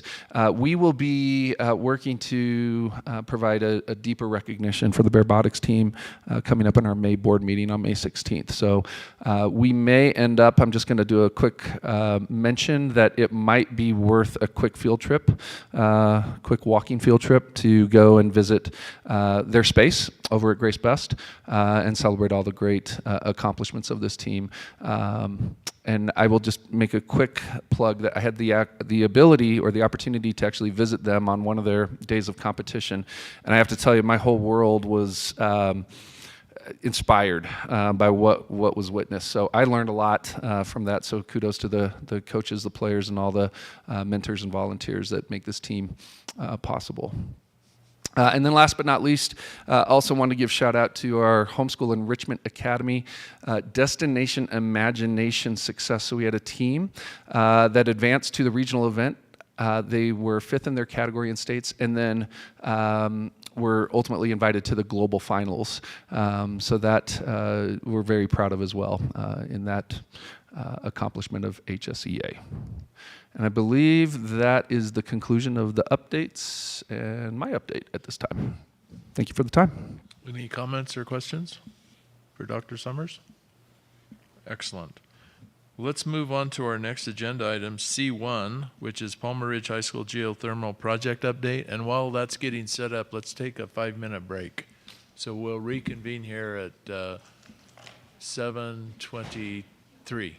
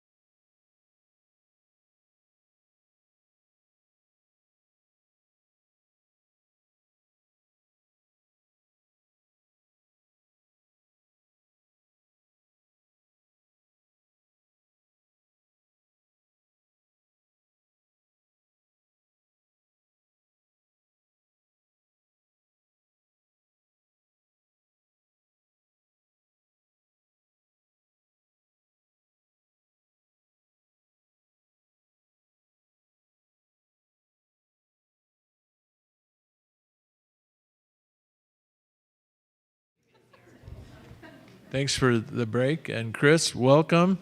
We're going to get this update on the Palmer Ridge Geothermal project.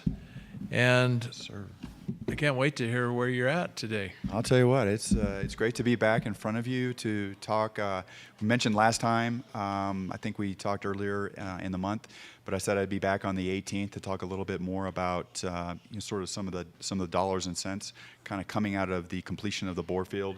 And then what is it going to take to, we're going to have a very, very active summer over at Palmer Ridge, doing things to bring that system online in a little bit fuller scale across the board. All right. So what we're going to talk about today is a quick bore field update. It'll be good news there. The bore field is done. Next steps, scope inclusion, what's in there, what's not. What does the payback look like? And we're going to talk a little bit about energy in the form of carbon. You hear about carbon all the time, but we have some numbers brought to you by the EPA. They broadly provide that across the United States relative to the energy consumption that you use, whether it be coal or other, and ours is coal. And you can sort of do the necessary math to do so, and I'll have a graph to show you, and then any comments and questions. This was the slide that I showed you the last time we talked, and I told you that we were between 80 and 75% complete on the bore field. That being green, those are the bore field pairs. When I say pair, it means a return and supply side of things. But you can see that there was a couple of red items there, red/orange items on a couple of pairs that we were in progress with. Today, you see everything green. Everything is complete. Everything is backfilled. Everything is pressure checked. So 100% very, very good news relative to things that are going on out there in the bore field on the other side of Palmer Ridge High School.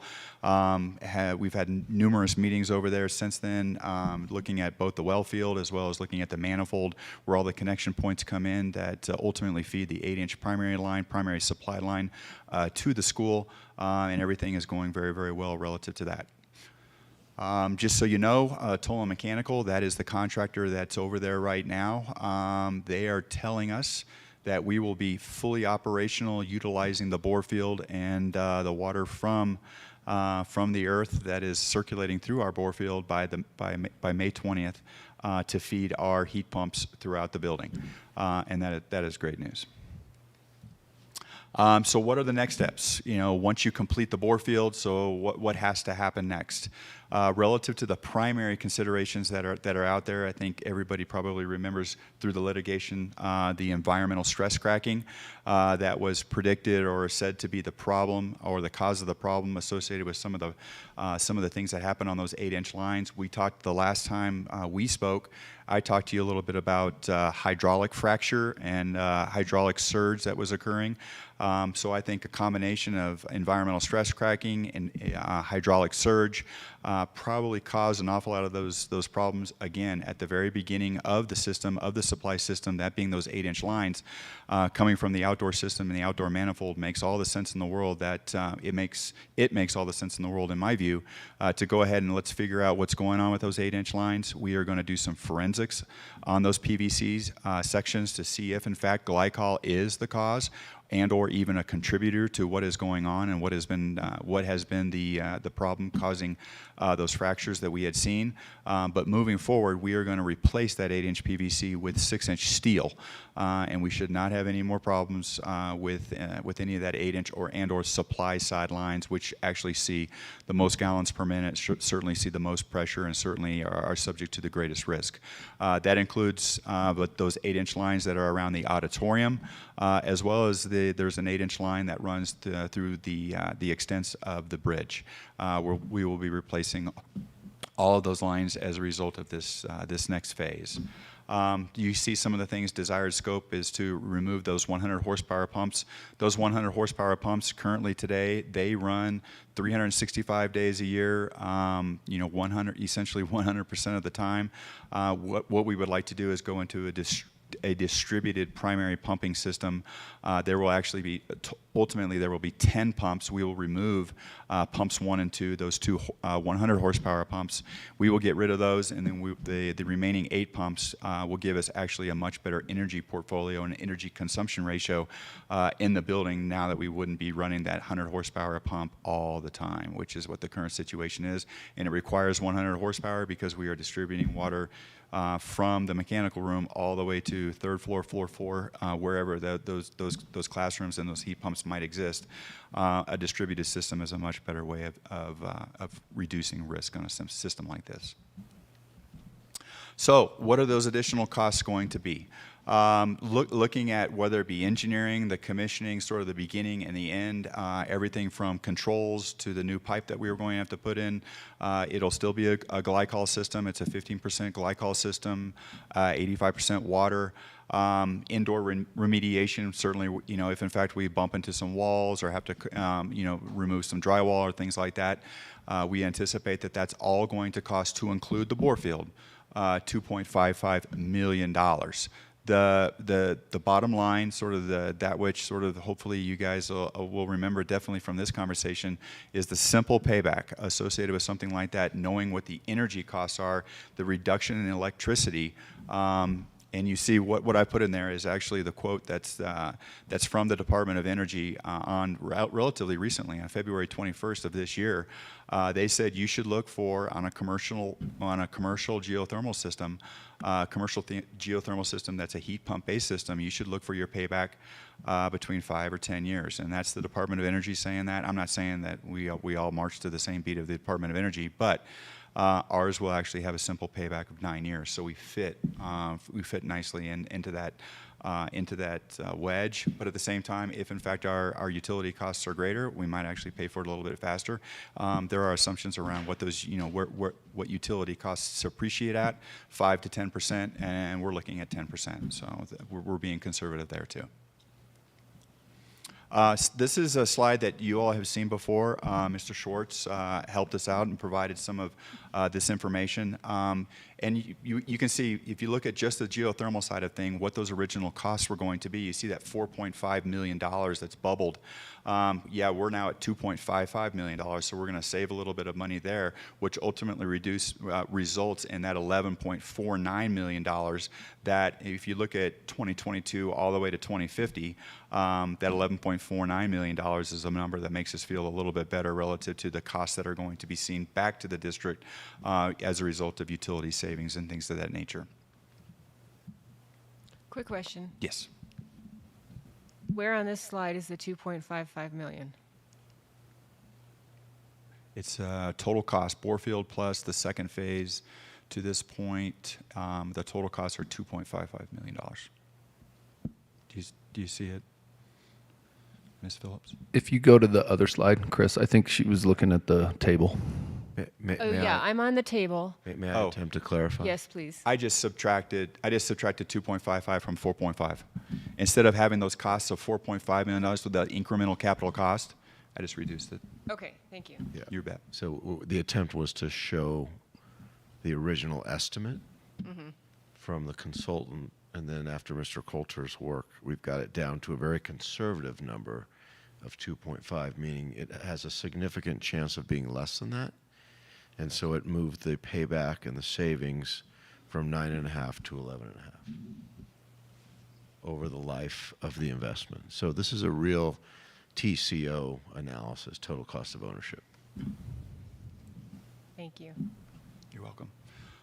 This is some people have had some questions about carbon footprint. I apologize for the slide. I know we talked this morning. I just can't get 50 years onto one slide. I tried. I mean, I was almost chucking my computer, but I couldn't do it. But I could get you 12 years, but I just can't get a 50 years. But this sort of tells you, and kind of you can just. I mean, it's pretty significant. You see what the difference is between Lewis Palmer High School on a typical HVAC system, and then again what's going on at Palmer Ridge. You see what's going on relative to the carbon output through energy consumption, the carbon that's produced. And I threw a couple of other things in there. Over the 50-year life cycle, we're talking about 320 cars that are now off the streets assuming that you're at 6.4 metric tons per year per car.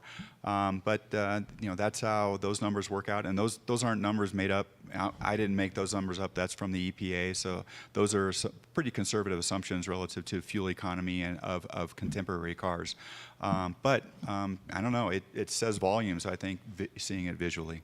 So to clarify, this is incremental, so over time. Cumulative over time. Yeah, per school and then over time. Yeah, so maybe for anybody that's confused, look at the far right near the 51st year. That gives you the net total over time. It's cumulative versus iterative. Yeah, if you look at the left side, that's total metric tons CO2 avoided or consumed, produced.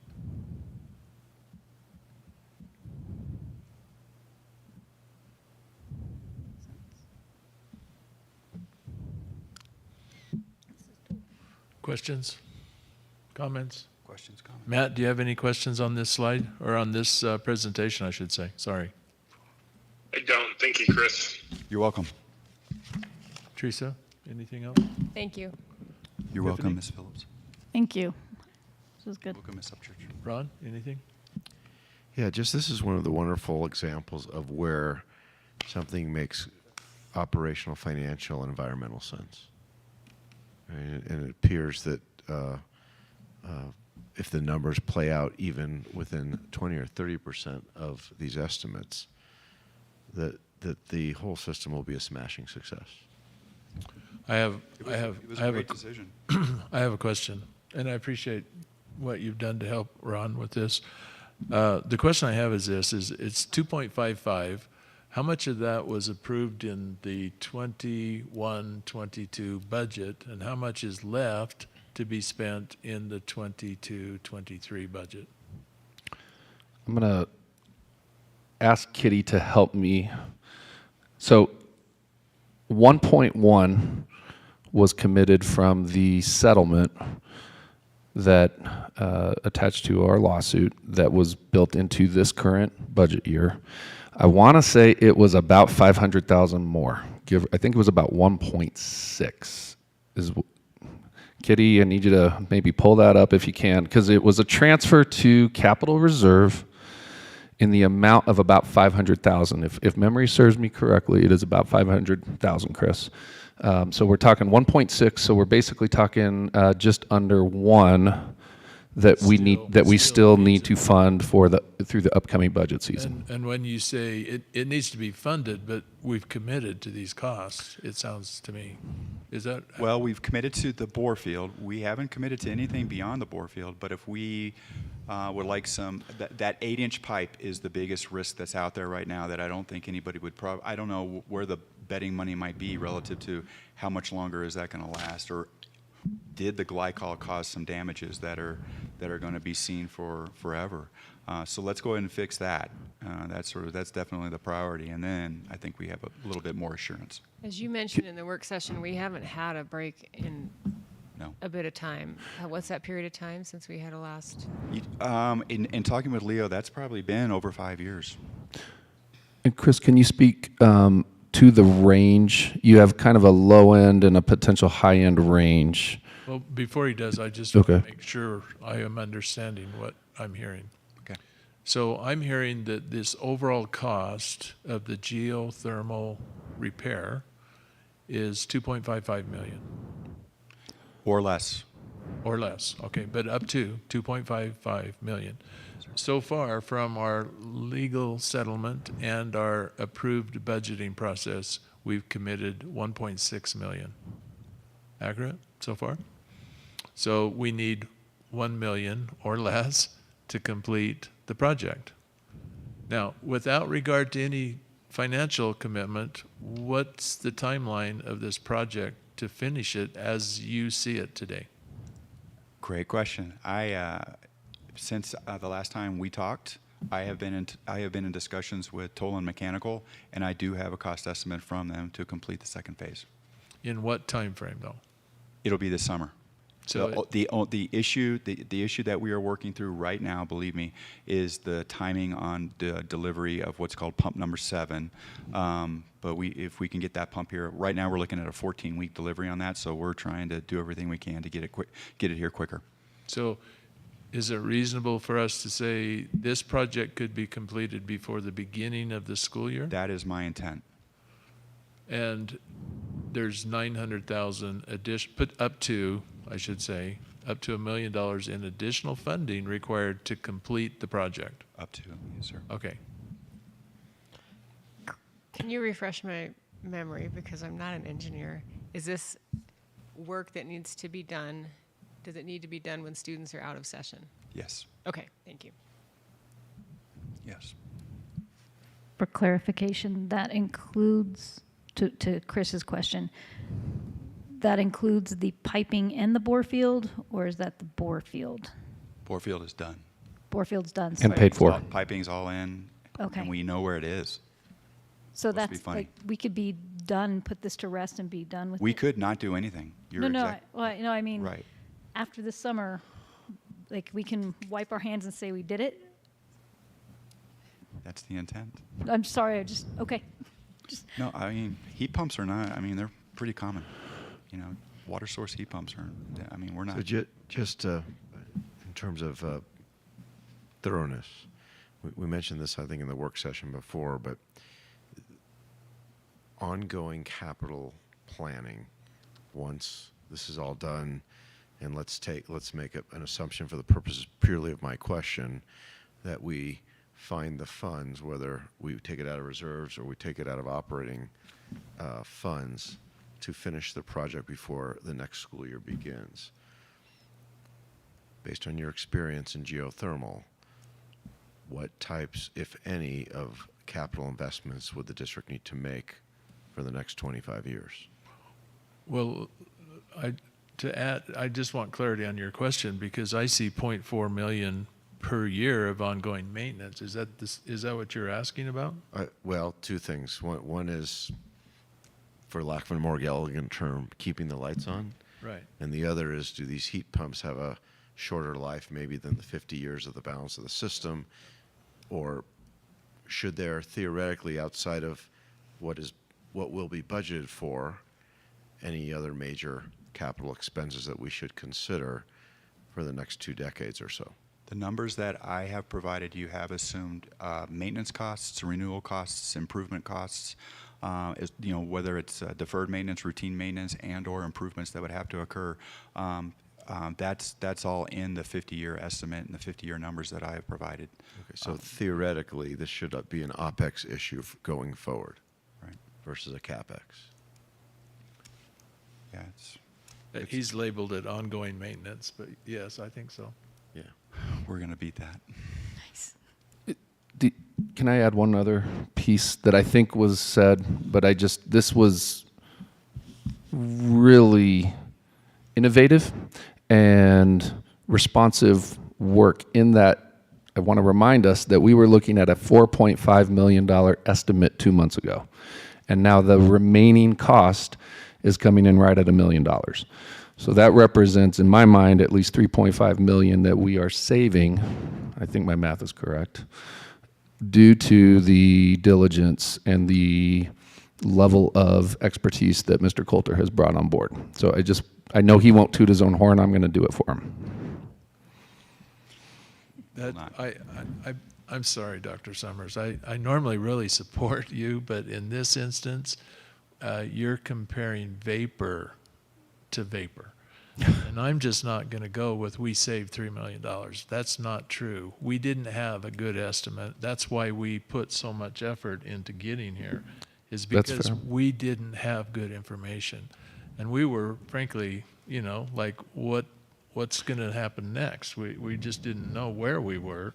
So the 4.5 million, which I see here as a cost, what you're saying is that's in addition to the settlement money, and that's how you get the difference, because it's $2 million difference essentially from what the original capital budget was.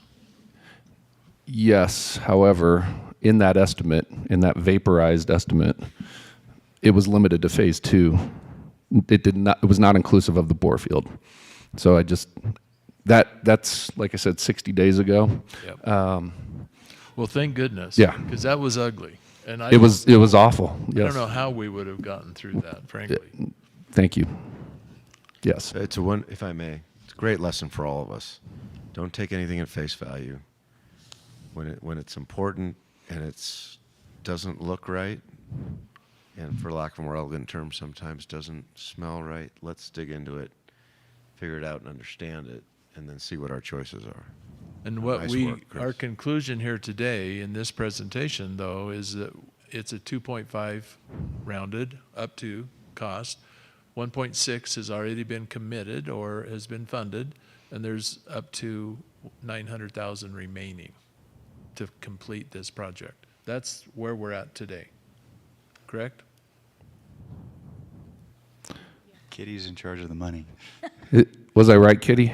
Yes, you were absolutely right. Thank you. We had 1.671 in the budget. There is still a $500,000 encumbrance on that commitment. We are a little bit over budget there, but it's covered with the rest of cap reserve funds that are already available.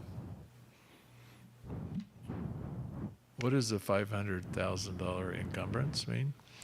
So the contract for the geothermal work on the bore field hasn't been fully paid yet, so there's $500,000 left to pay on that contract. Yeah, we're using some of those savings to offset the next phase because we didn't. But it doesn't, it just hasn't been paid is what you're saying. Okay. And Well, it could come in less. Those funds will come in essentially have less. been accrued in a spot, right? Approved. I don't know if we've accrued, but we've approved them, right? I think the Well, funds for are set example, aside. we have Yes. a number of dollars that are associated with owners' representative dollars. I don't plan on paying. I can represent the owner, so we won't pay those dollars anymore. So things like that. So the savings from that encumbrance, that unspent dollars associated with that encumbrance, will move right into this project. Does it change the big picture that we just kind of landed on? I mean, No. The encumbered part means there's some bills that we haven't paid. That's all it means, correct? Yes. So the overall is still 2.5. We've got 1.5 committed, and we are up to $1 million short that has to be committed by the board, correct? Those numbers include the encumbrance. And that, how the rest of this, I mean, it just, bookkeeping, I think, right? We are prepared to ensure that we have some things to talk about related to that additional 1 million. Up to. Yes. Cool. Yes. I would just add one other note that Mr. Coulter has promised a tour for board members of the geothermal after all this discussion. So I hadn't relayed that to any of you, but Yeah. at some point Love to. in the next year, Love to. because I'm a visual learner, Yes, I I'm am going too. to see the geothermal project when I can. We'll do it. I And look forward to Dr. it. Summers, what's the time frame to make a commitment here? Because it sounds like it's pretty imminent if they're going to have it done this summer. Well, I would ask that that's a conversation that we move into the May work session in terms of whether we can approve a budget in the amount of time that's needed to make all this happen for the summer as part of the 22-23 budgeting process. We're a little bit ahead of ourselves. So that's just a conversation I think we need to make sure that we're And attuned as long to. as we have that approval by the May board meeting, you're comfortable that this can still get done, or? Well, what I would say is we will include whatever means the board would like to direct us to pursue full payment of this as part of our official draft budget. But I don't know that we're on a timeline that can get that official budget approved as early as May. So it's just a conversation around timing of that approval and what we'll need. I don't know that we're going to have a bill as early as May or June. I would just like to be able to tell the contractor to order the pumps. What I would envision, and we do this often with vendors when we are moving into the upcoming fiscal year, that we can certainly be invoiced all the way through June 30th, but we're not in a position where we can actually send the check as early. But you guys are talking timing of expenditure, and I'm talking about the approval to expend, and there's two different things. So Okay. if we need, do we need to have a discussion tonight, for example, that this project is going to get funded? Because if it isn't a matter if it falls in a fiscal year, this year or next year, it's a matter of this project's going to cost up to another $1 million. You may not know exactly what that amount is. Let's say it ends up being 750. Right. But when do we need to commit to it? Not bill it or invoice it, because it sounds like we're at a point in the not too distant future where we have to have a kind of a go, no go. And I'd like to know when that day is actually.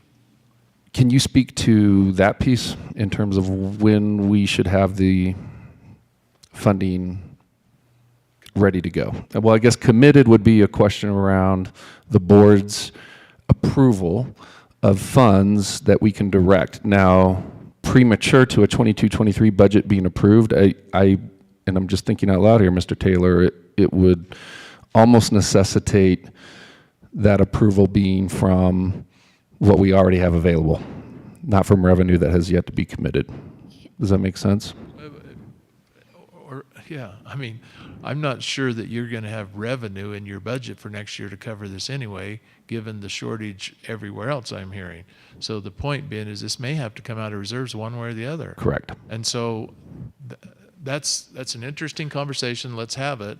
I still am very interested in when do you really need to know this, because the board needs to act, and I don't want us to be caught up in invoicing and timing of spending. I want to know, is this project, where's the no-go decision point to get it done this summer?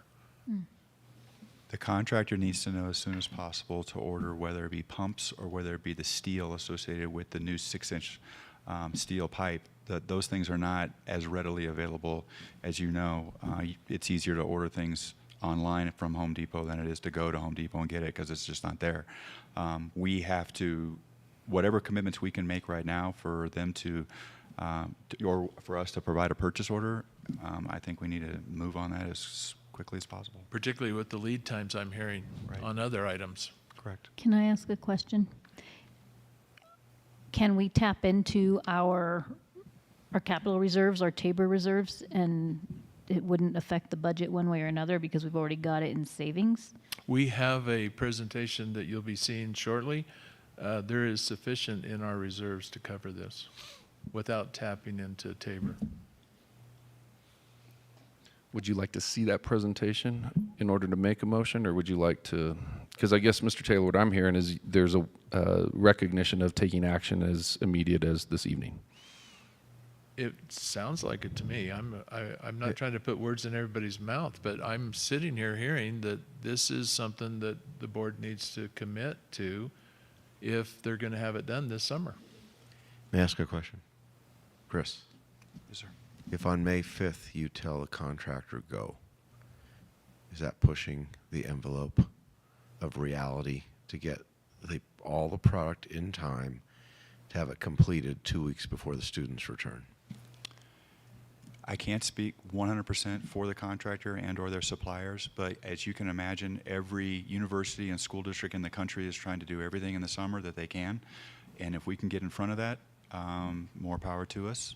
So as soon as we can know, that would be better. That would put us. Are they quoting you lead times now? No. Matt, do you Other have than the pump? Matt, do you have any comments on this presentation and this discussion about the timing of the commitment to move forward? Actually, I do. If we need to get ahead of the ball, so to speak, I think we probably do need to have a vote. Personally, as one board member, I prefer that we save that for a work session meeting or a meeting that we get scheduled specifically for that.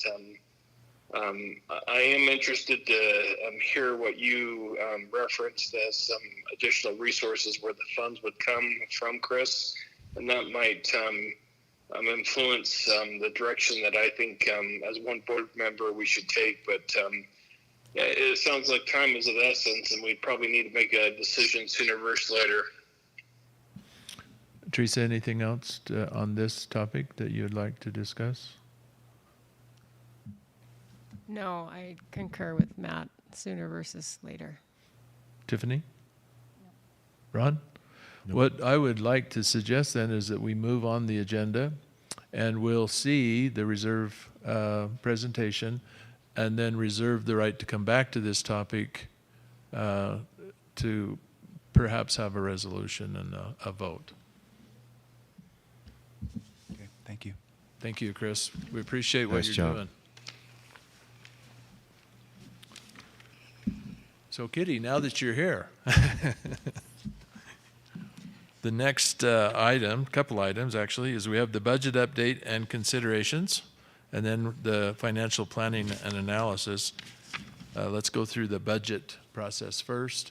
Is that where I'll see the presentation that I was just referring to?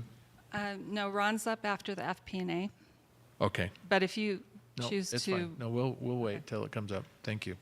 And possibly some of this budget information might inform your discussion as well.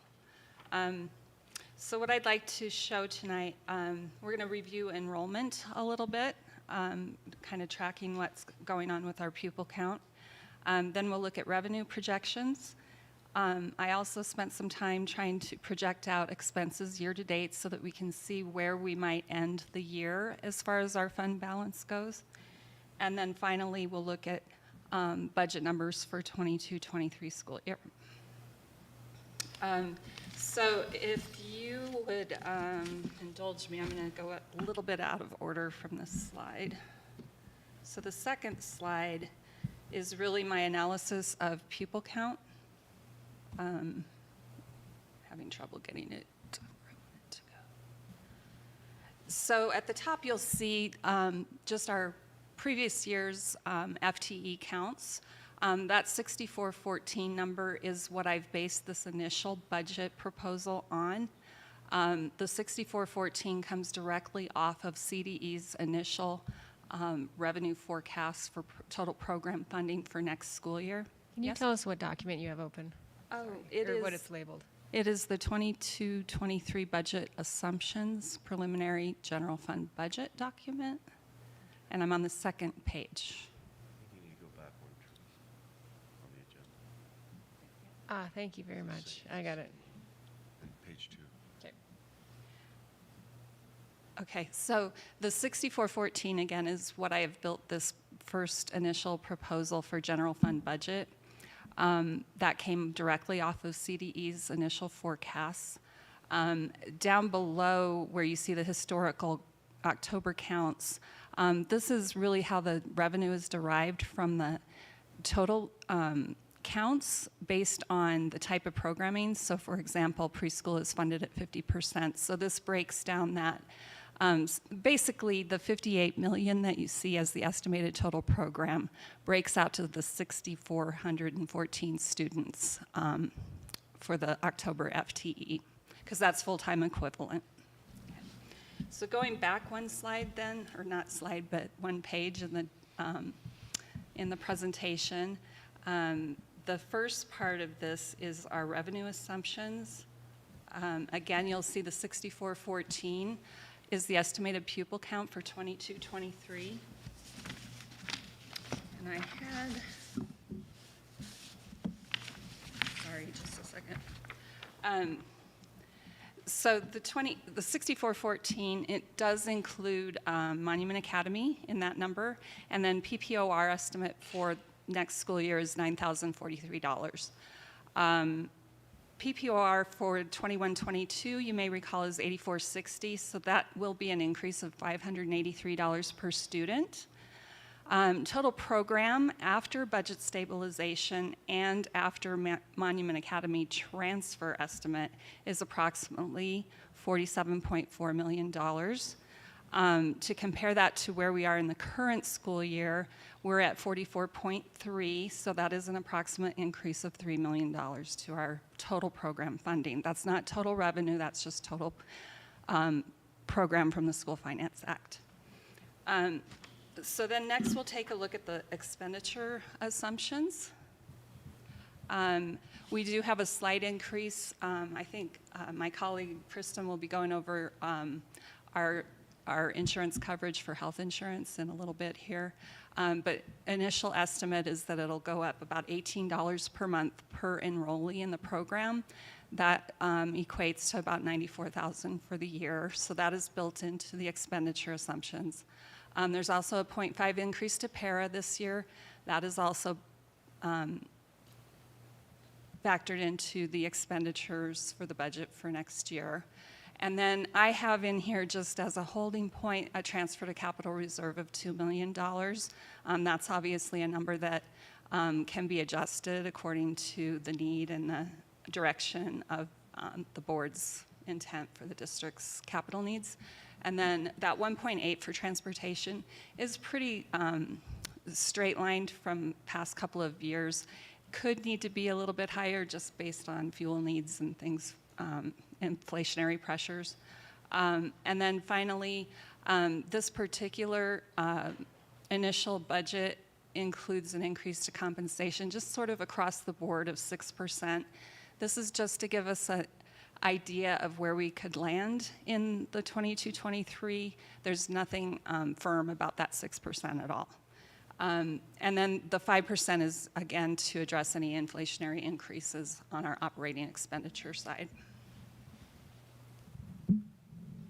So the presentation next is basically a little bit different format than maybe you've seen in the past, but very similar to what we do with our financial audit and how I'm setting up the Balancing Act tool so that we get used to seeing it in this format.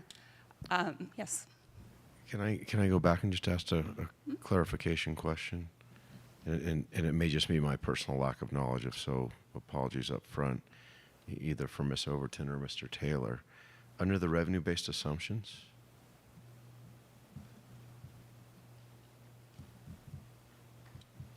what is the makeup of the net assessed valuation, the $695 million? That's the El Paso County net assessed value of our district. Okay, and that is purely there to derive a mill amount? Is that the value it provides in this exercise? Well, if you take that amount times the general fund mill levy, that will determine the local share of the total program funding. Yeah, so this is one of the peculiarities, if you will. So the area of Lewis Palmer School District, the assessed value is growing. You see it all around us. We're growing, right? Sure. But as it grows, it does have an impact on the mill levy, but it doesn't set the mill levy. The mill levy is set by bonds and the general fund, you know, the things that are set by either state law or that we've past boards have done. What it really does, Ron, is it divides the local funding to the state funding. So what happens is, regardless of the amount of the property tax, it all goes to the state fund, and we get back, or they backfill one way or the other, right? But essentially, it just changes the participation rate. Right.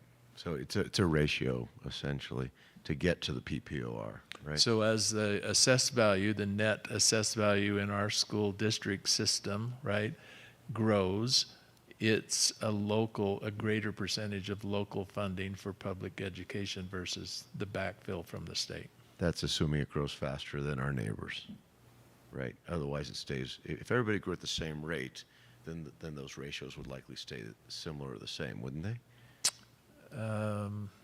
There's so many calculations in that. I think so. We can take it offline and not bring generally speaking, that's maybe true. Yeah. But I'm not convinced that it's 100%.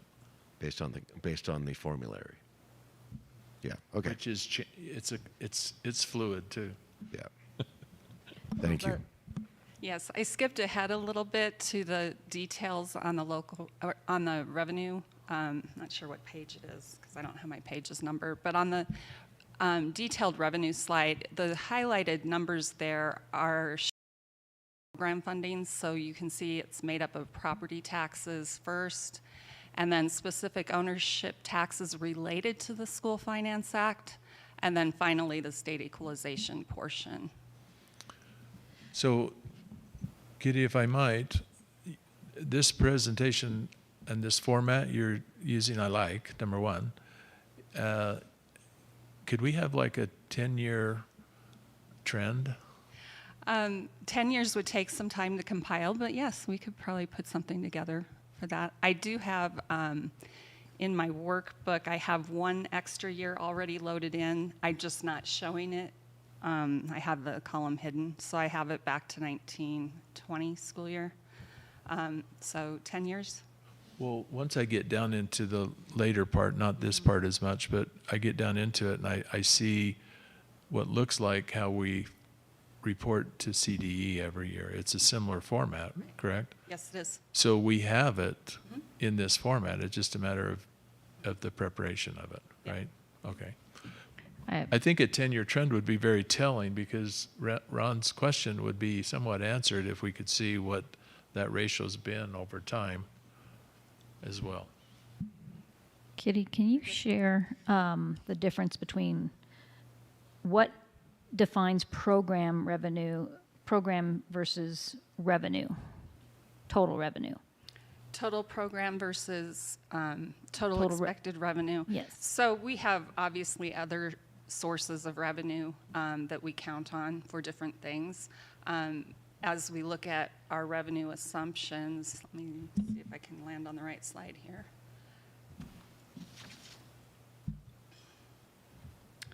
So, I'm sorry, I just went backwards again.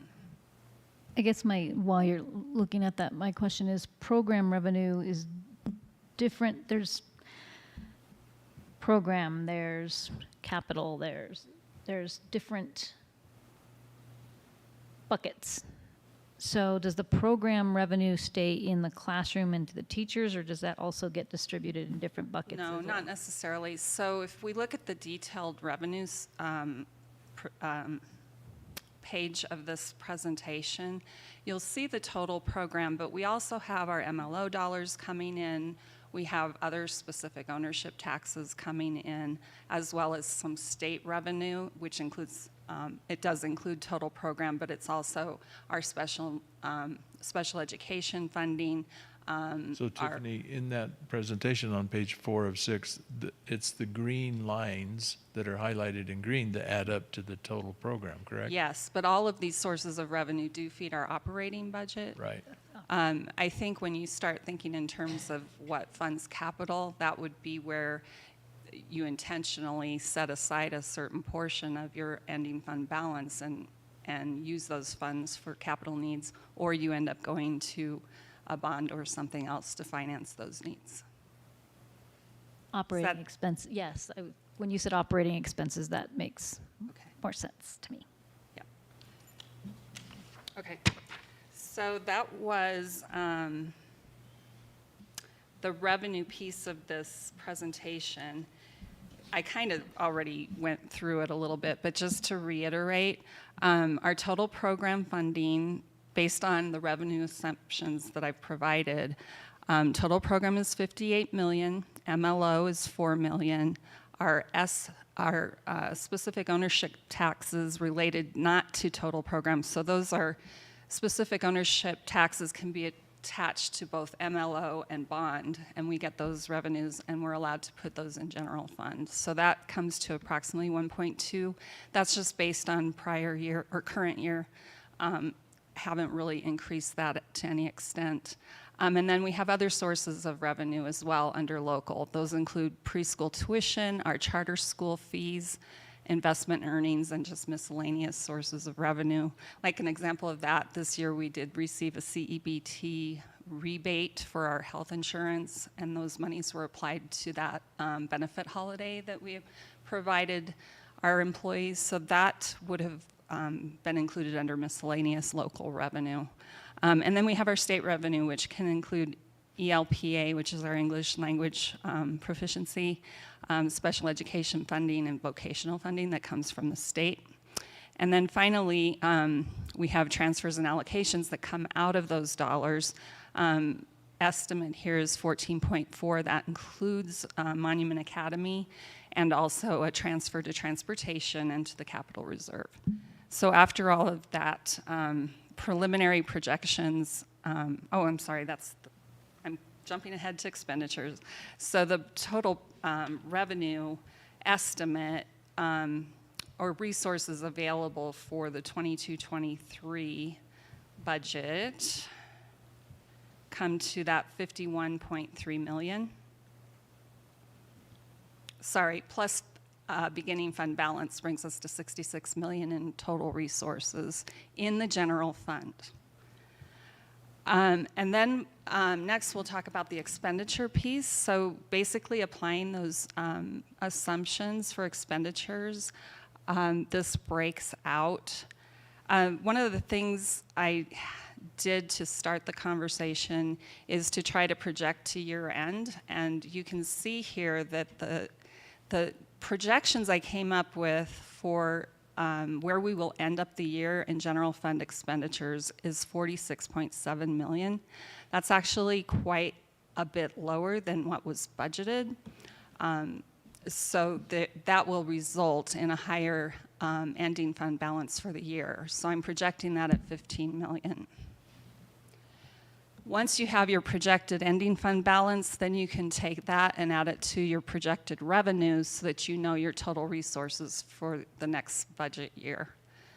So based on all of that, I'm on the wrong slide again, so sorry.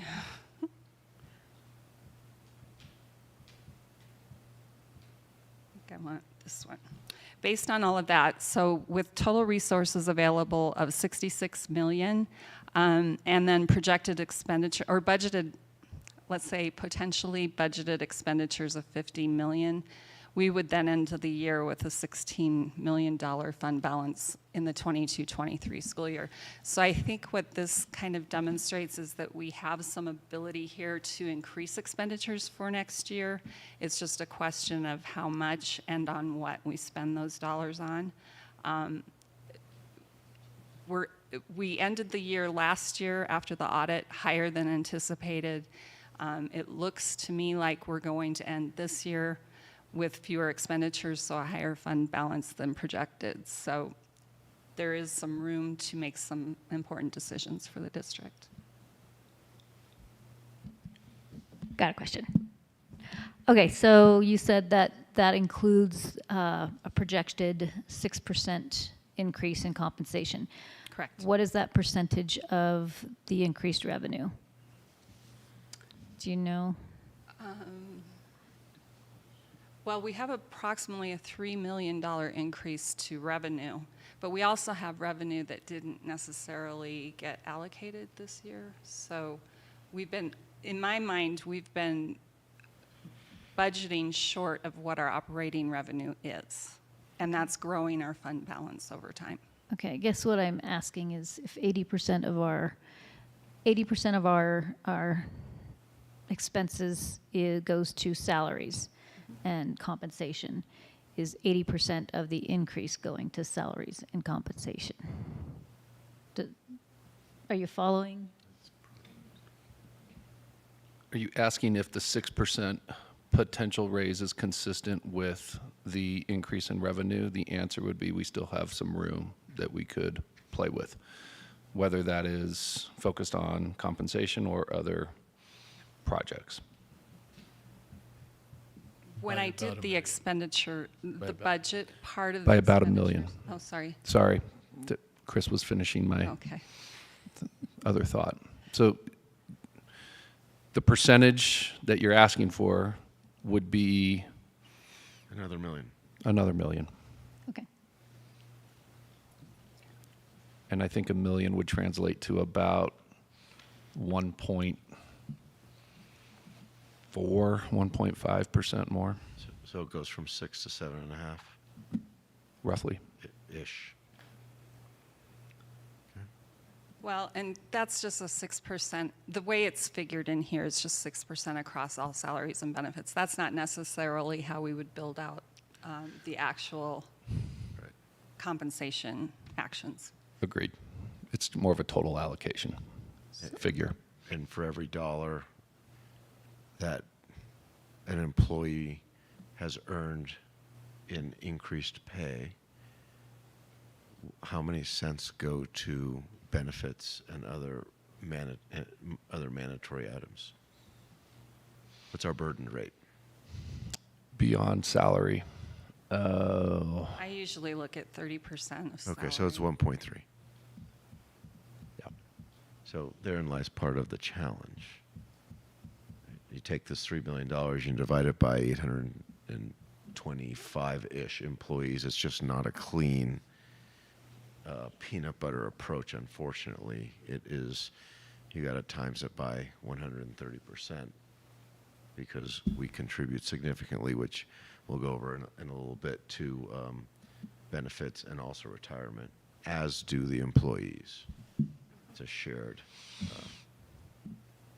burden that we all take for all the right reasons. It's a little bit of a prelude to the next presentation. Can we move on then? Are we good? This was just a preliminary look at the budget, kind of give us a feel. Does anybody have any other questions? Two very quick ones. Can you help Ms. Upchurch and I find some of the magic numbers you were referring to?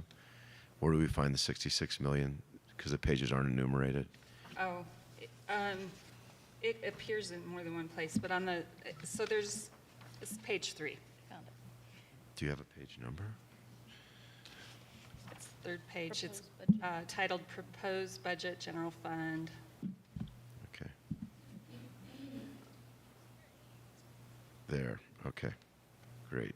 Do you have it? Can we trouble you to enumerate the pages next? Of course. Going forward, thank you very, very much. And And, just as, and then balance end of year on the bottom of that would be the 16 million you're referring to, yes? Yes. Okay, thank you. And obviously, these numbers, you know, best projections. I'll keep monitoring revenue coming in and where we are with expenditures as the year kind of evens itself out, and those numbers could be adjusted accordingly. a question about revenue funding. Any grant money that comes in is reported separately from this. That is correct. Okay. Yeah.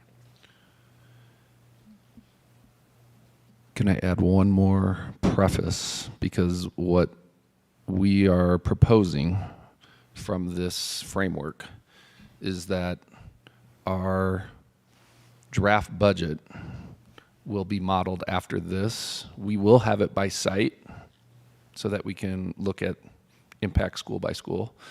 But the days of the big old notebook are kind of going away with this new model. And this is consistent with, as Kitty mentioned, the chart of accounts, our audit, as well as what we'll have in, yes. So I'm just letting y'all know the book that you were, I think a long time ago, used to seeing is being replaced by a more modernized and condensed version. And the details are still there if anybody needs or wants to see them. It's just that it'll be in a little bit more summarized format so that it's easier to digest and understand. And I would like to just suggest that we still publish that detail. There are people in our community that do pay attention to that, and I don't want to suddenly not have it available. And as you just said, this is a summary perspective that looks like what the CDE website looks like in other ways, so we're consistent in all of our reporting. But there is detail underneath that, and I think we should have, I don't need a copy of it, but it should be on our public website, available to the public if they want to see the detail. Yeah, that's not a problem. I would also like to mention that this presentation with the general fund includes the preschool and the insurance funds, which are sub-funds of general fund. And I would like to just include those in general fund next year's budget and just eliminate Fund 19 and Fund 18. They aren't required, and it just brings about more work, if you would. And it is actually reported that way in the audit anyway. I like the way you think. Can we move on? Let's move on to the next topic, FP&A. Kitty, you're up. So So not a lot more to cover there, unless you want if you have any questions on student enrollment or any questions on the budget to actuals that's presented. I would point out that the budget to actuals are also indicative that we are spending less than what we budgeted for. We should be at the 75%. We're more like in the 66% budget to actuals. So it does indicate that we're going to come in this year pretty far under budget. That's through March, right? Right. But if you look out to the end of the year, that would indicate we would have money left over. Is that correct? That is correct, yes. Okay. That's why that fund balance keeps growing. Right. So it would be an incremental $1 million roughly from 15 to 16 million? Yes. Give or take? Yes. How did you know where I was going? And is that a good segue to pass the baton? No, hold on a second. Okay. So Matt, do you have any comments or questions on either the budget or the FP&A section before we move to fund balance? I do not. Thank you. Teresa, anything? I don't, thanks. Tiffany? I do. So, based on this presentation, as we're digesting it, and based on conversations, questions, are we going to be able to have? We're going to have another conversation before we vote on the budget, right? Yeah. Yes, I think we're up for the May board meeting to present it. It won't be adopted until June. Okay. And I it's reiterate? still going to be a flexible budget because we're going to follow the same pattern, but we do have to approve it in June. So. Okay. I just wanted asking because you know where my priority lies, compensation. So are we passing the baton to Mr. Swartz now? Would you mind just popping up the slide? It's up. Okay.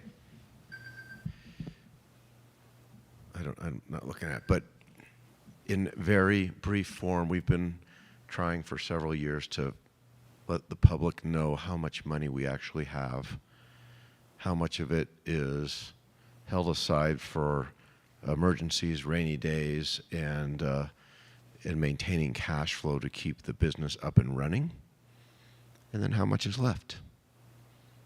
So we made an attempt with Kitty's help, and thank you very much for helping us simplify this to make this really, really straightforward and really legible and absorbable.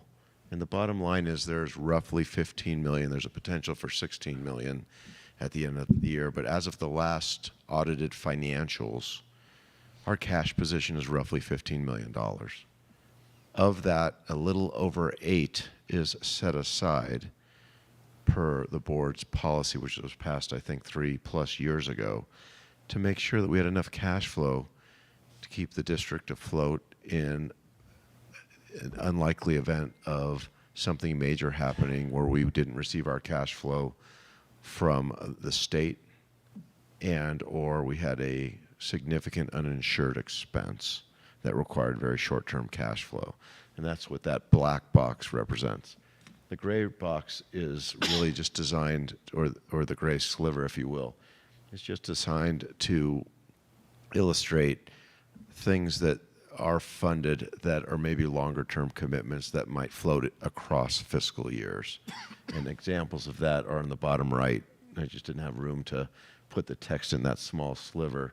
Things like direct pay retiree benefits that we're committed to, and certain board allocated capital investments like geothermal, which we just, discussed earlier, and our contribution to Schneider Electric to that investment, which, if it proves out, will provide about a 320% return over the course of that ownership.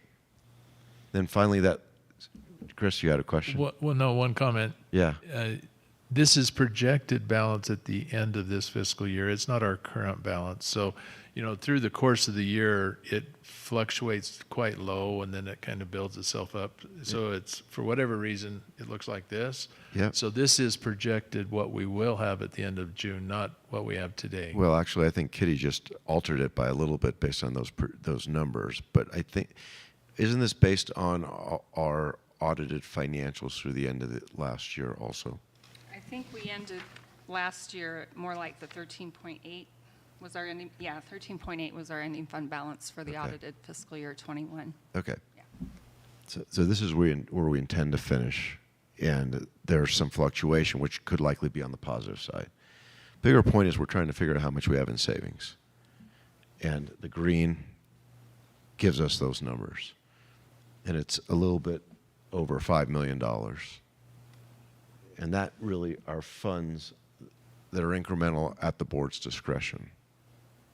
They're not funds that are available to be used for reoccurring expenses because it's not reoccurring revenues that generate these funds.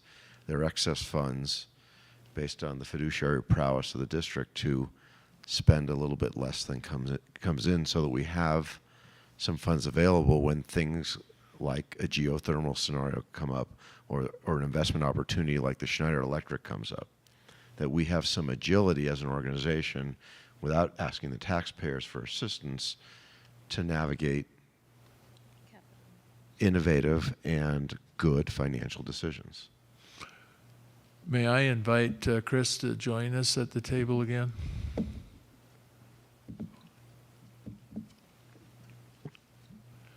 Ron and Kitty, thank you for that presentation, and I appreciate the explanation. And we've stayed relatively stable through the last few years in spite of everything, which is phenomenal. So thank you for fiscal conservative approach to everything that's happened.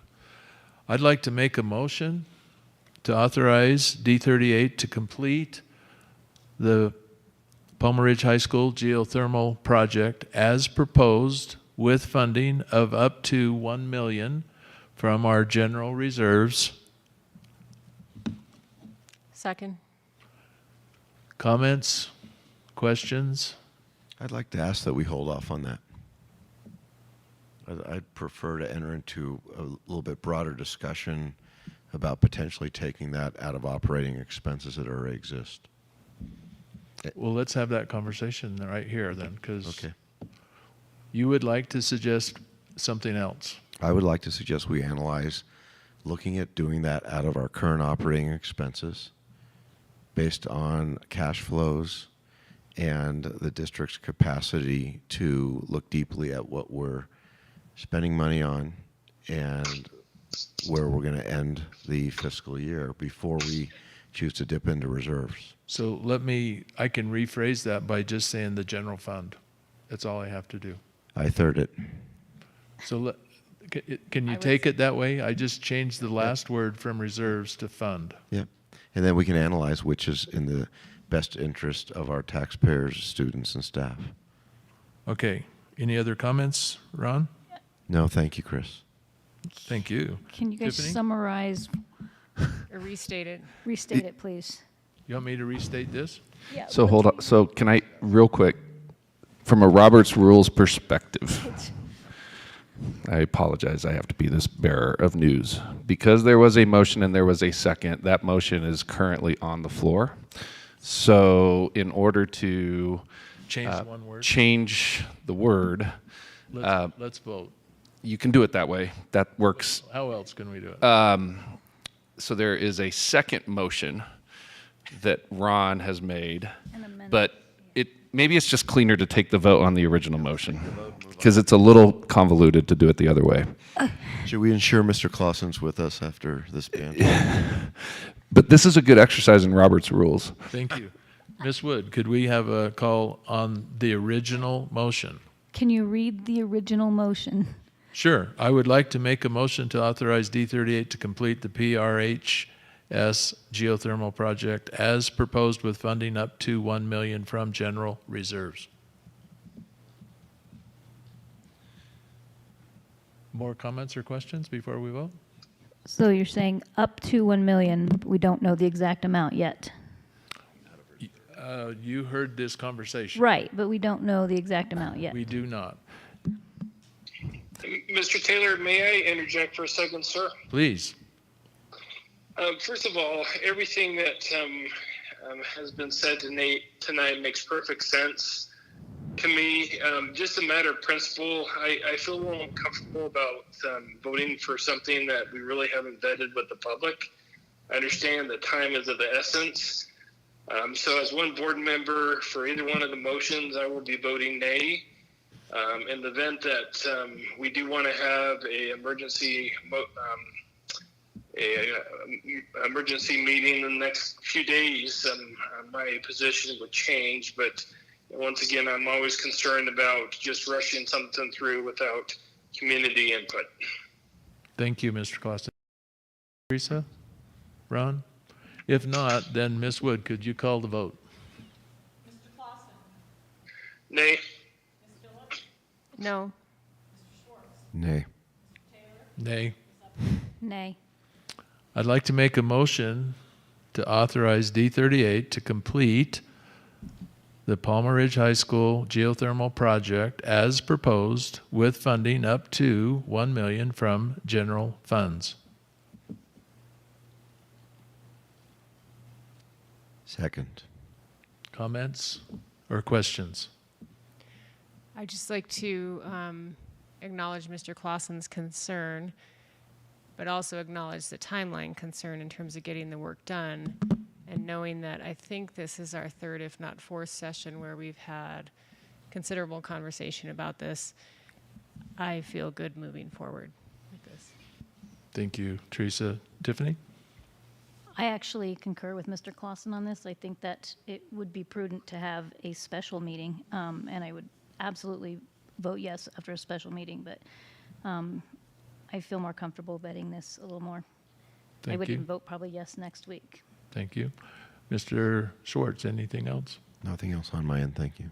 I'm just going to make the one comment that's echoing what Teresa said. This has been on our table for 3 or 4 months, so I don't feel like we're rushing anything. So with that, I guess I would ask for a roll call on a vote here.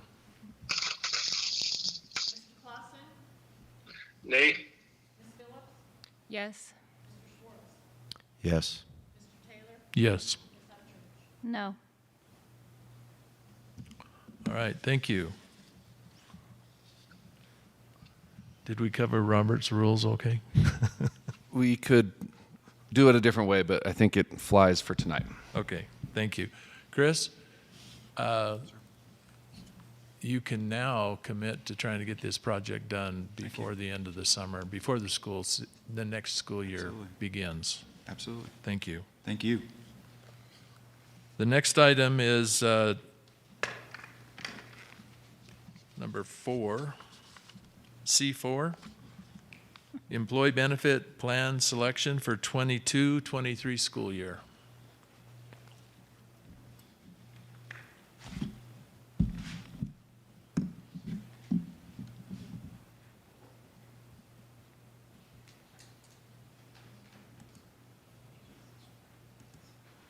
I might need a minute here.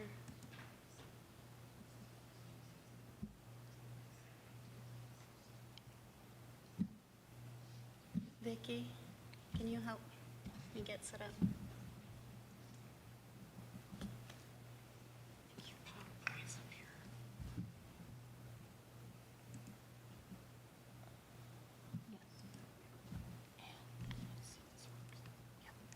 All right, thank you. Yes.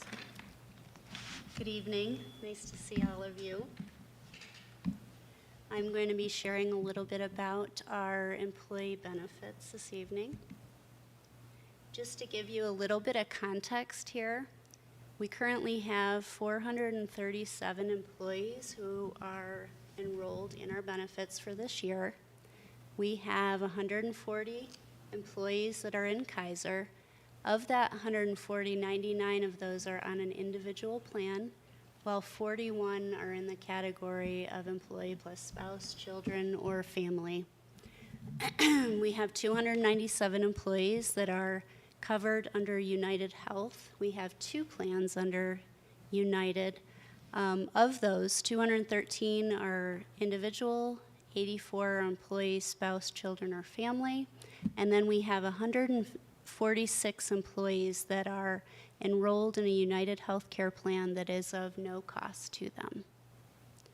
We also have 171 employees that are receiving HRP, and what that is it's a hospital supplemental plan.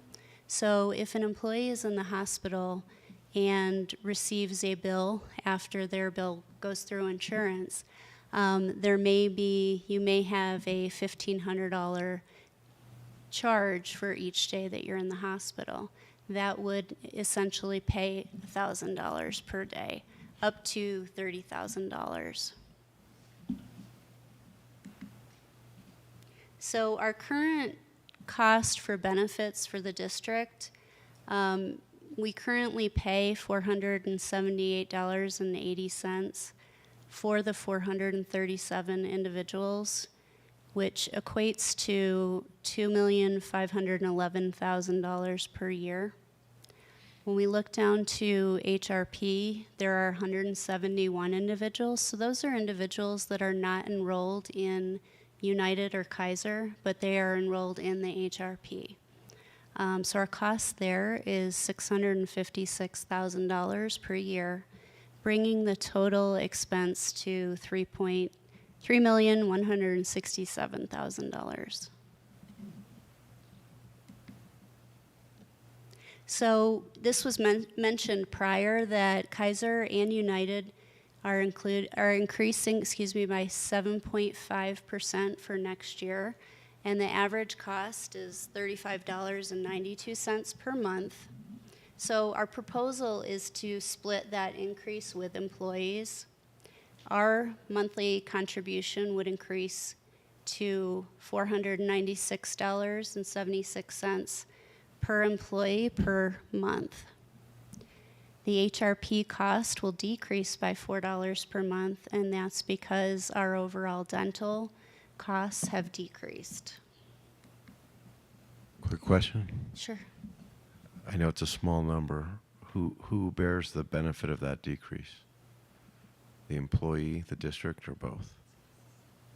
That will be anybody that has dental insurance. So the employee. Typically the employee pays for $42. That will decrease to $38 next year. Okay. So it goes all to the employee. Thank you. So projected benefits for next year, basically it'll be $2,605,000 per year by raising that amount per employee. The HRP increase or the number of enrollees equates to 648,000.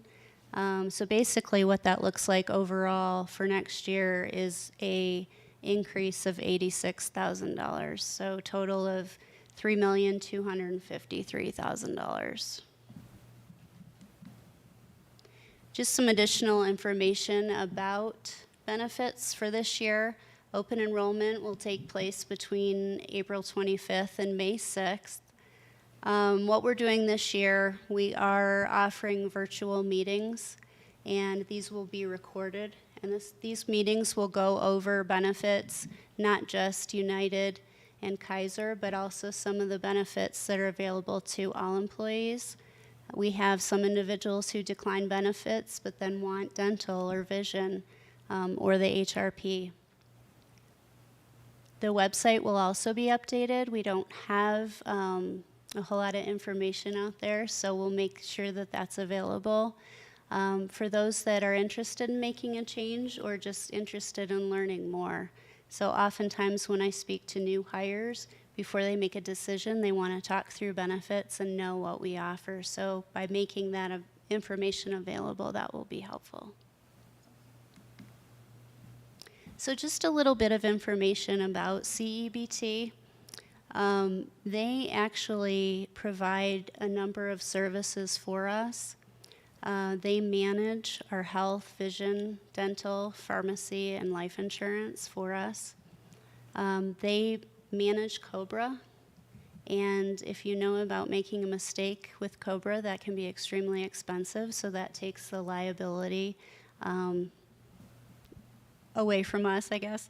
They also manage our EAP, our Employee Assistance Program. And that'll be also helpful information to share. I think there's a belief by employees that EAP is only for the employee when it's actually for the entire family. So if an employee has a teenager who is needing to talk to somebody for mental health concerns, they can use the EAP for their child. So that's just another thing that we want to make sure is out there. One of the things that is, I think that is a really good benefit is the United Cancer Support Program. So that's a new program where anybody that has a diagnosis can have access to oncology nurses, and they will really walk them through the process of treatment and medication and so forth. So some of the next steps, next year, my plan is to utilize our broker services and conduct an RFP just so that we know where we stand as far as benefits and how competitive we are. And then we'll be able to evaluate that information. And also looking at other potential opportunities for if we have somebody who declines our benefits, is there something that we can do to provide a benefit to them? Can we put money in a 401k for them?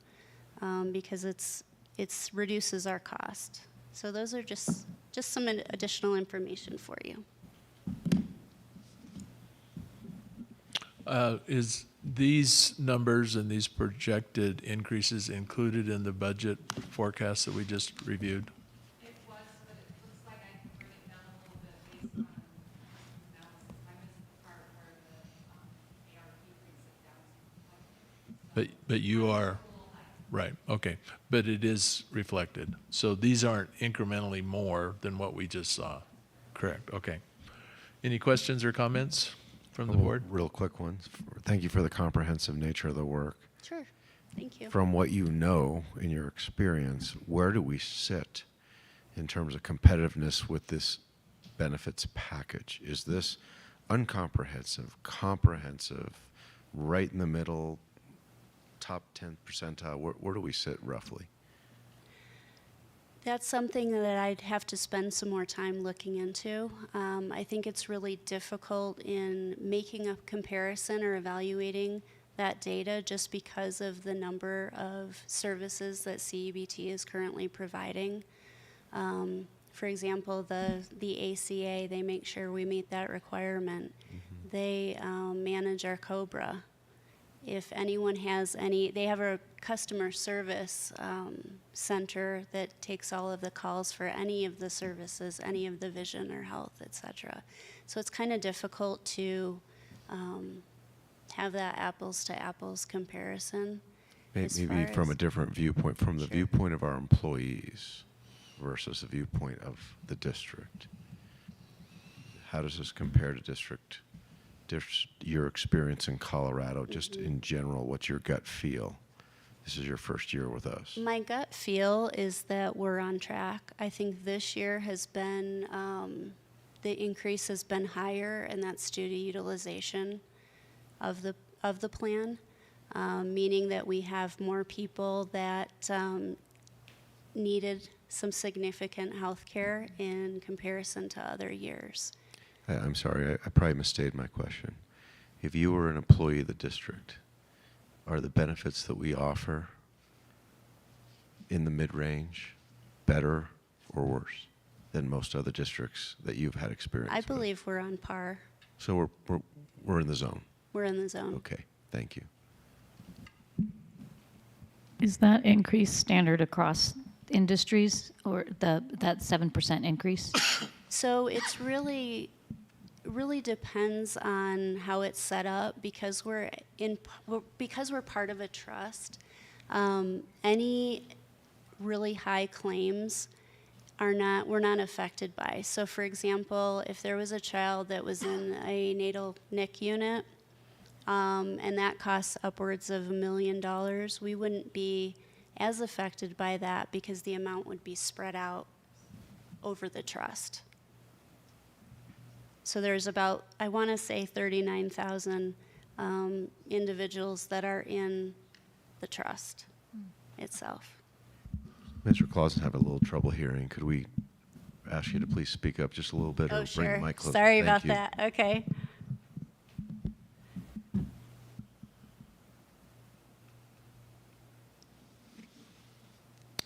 Matt, any questions or comments? Then, Mr. Taylor, thank you. Anything else, anyone? Thank you, Kristen. Okay, thank you. Next agenda item is C5, follow-up action to a level 4 complaint. I'd like to make a motion to support the decision rendered through step 3 of the formal complaint process to not amend board policy at this time.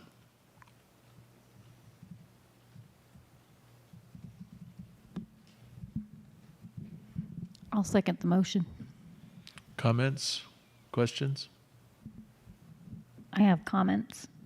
Through this process, I learned that, as I said in my board comments, that one person can make a difference, and we've seen how that happens through our district.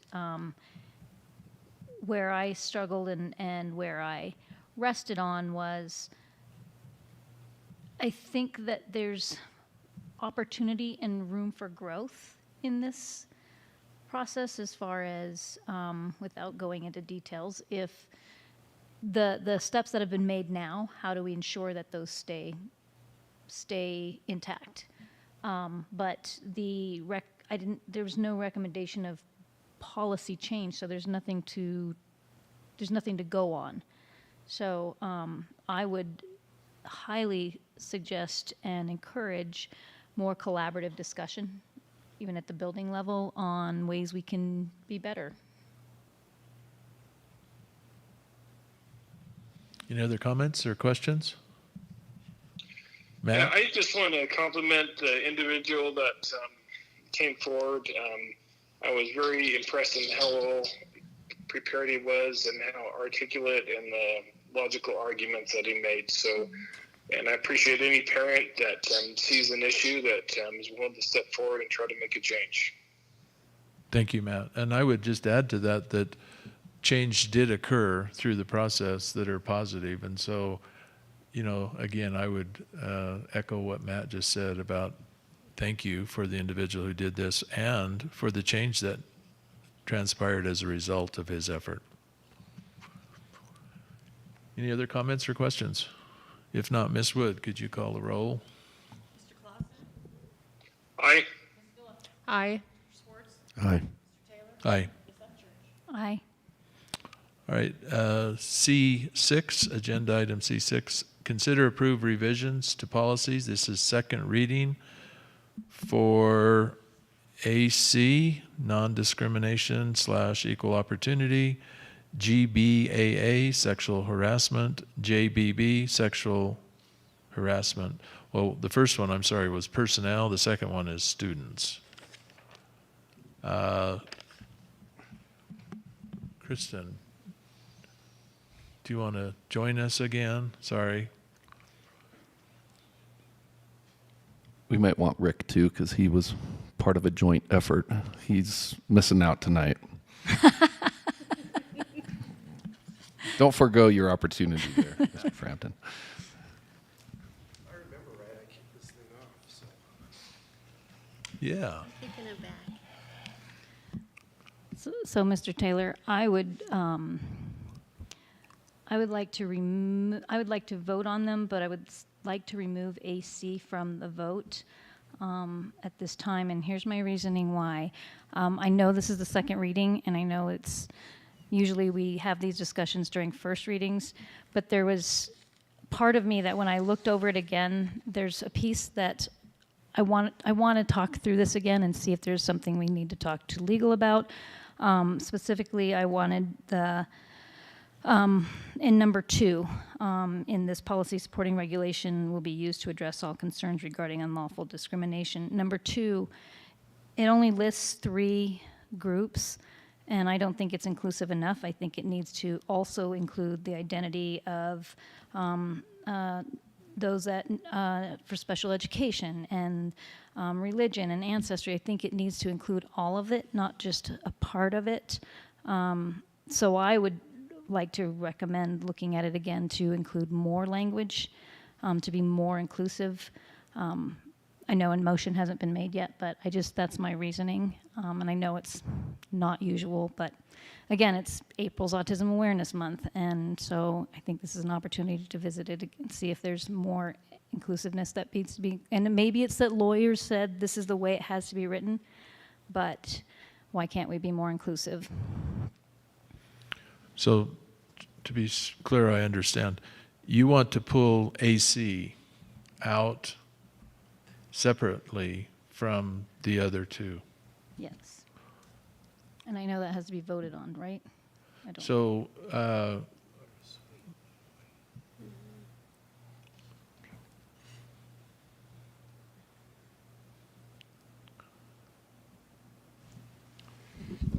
Teresa, do you have any concern with this?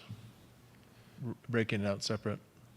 I don't have a concern if Ms. Upchurch wants to break it out. No. Okay. I guess the comment I would like to make is if in fact we're going to make a change to AC, these three policies are interwoven, and we propose them as a suite of policies intentionally, and not having the opportunity to really look into what you're asking about, I would be hesitant to approve two of the three in the suite and then possibly have a conflict in the other two. I would like to lay them out and be able to look at them, and since I haven't had the opportunity to do that, I would be hesitant to break them into pieces, if that makes sense. It does. I appreciate that insight. Ron, any comments? None. Matt, any comments on the request that Tiffany has to break out AC separate from the other two? Well, is there a reason why time is of the essence of these policies, or is this just a standard CASB update that we're following through with? These, we actually utilize Dick Bump and our legal counsel for these recommendations and not CASB, for the purpose that we were concerned that if in fact we had to do an investigation for an alleged violation, that they would have to be the counsel in which we would use to defend our practices. And they have utilized their expertise in defense of these practices before. So we're working with our attorneys' recommendations, not CASB's. Well, based on the totality of those statements, I, as one board member, would feel uncomfortable voting on two of the policies without really implementing the third. So, as one board member, I see it one of two ways. We could just, table this vote, and Ms. Upchurch could explore this issue further, and we could vote on it during our next work session meeting. We could actually convert part of it to a special meeting, or we could just vote tonight. I've reviewed the language, and I don't have any concerns, but I'm also sensitive of Ms. Upchurch's concerns. Well, let me be a little clearer in why I said that we could break it out separate. We've done this in the past where we've had a group of policies, and I don't recall the policy, but I remember I broke one out separate for Teresa once upon a time because she had a different vote on the one than she had on the others. And that's all I'm suggesting here, is that we break them out so that Tiffany can vote yes on whatever or no on whatever, not so much to set it aside, because I am hearing the district, the attorney say that there's somewhat a suite of policies that are anti-discrimination toward sexual harassment in personnel and students. And Ms. Upchurch, does that summarize your position? So yes, my perspective is I understand why we're doing this, and I absolutely agree with the intent of non-discrimination and equal opportunity. But I struggled with it's not, to me, it's not inclusive. And to be honest, there's one other part of it that I'm still struggling with too. So, and that's the training piece of it, but that's a separate issue for now, what's most important to me is that all of our students are represented in this, that we're not just saying that we're having non-discrimination policies towards specifically that have differing personal and family characteristics or who come from various socioeconomic, racial, and ethnic groups, but I think it also should include disability, race, creed. I think we should list it all out: special needs, religion, ancestry. If it's supposed to support the first paragraph, then it should support the first paragraph, all of it. Ms. Upchurch, can I offer a thought? Sure. What I would expect Mr. Bump to share with us is that particular clause of the policy is an opportunity to spell out district objectives. It does not change the nature of the fact that all of those protected groups are protected. What we are remiss in, what you are pointing out to us, is that we are not doing enough within the objective section to spell that same commitment out. So I think what you're after is not changing the material of the policy, it's really spelling out the objectives of the district. Is that accurate? Yes, the way it reads right now, it just... But it doesn't take away from the fact that at the very beginning, and I'm not going to read it all, all are being protected by protected classification.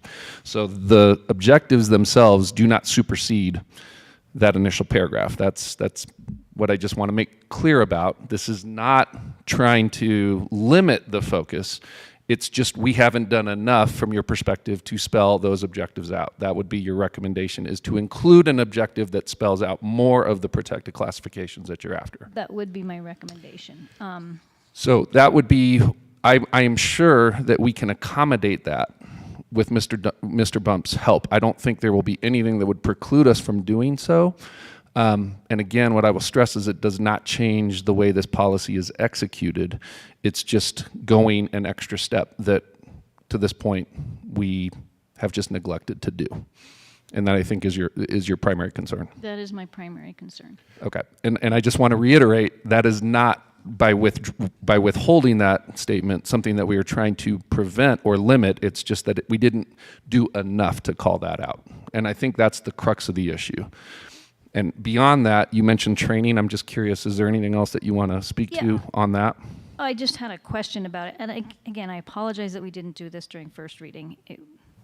March was a hectic month. When it says that students and district employees will receive periodic training related to recognizing and preventing unlawful discrimination, I guess I don't know what the training is for students. We just passed a policy to ensure that I'm lost for words. Well, I just want to make sure that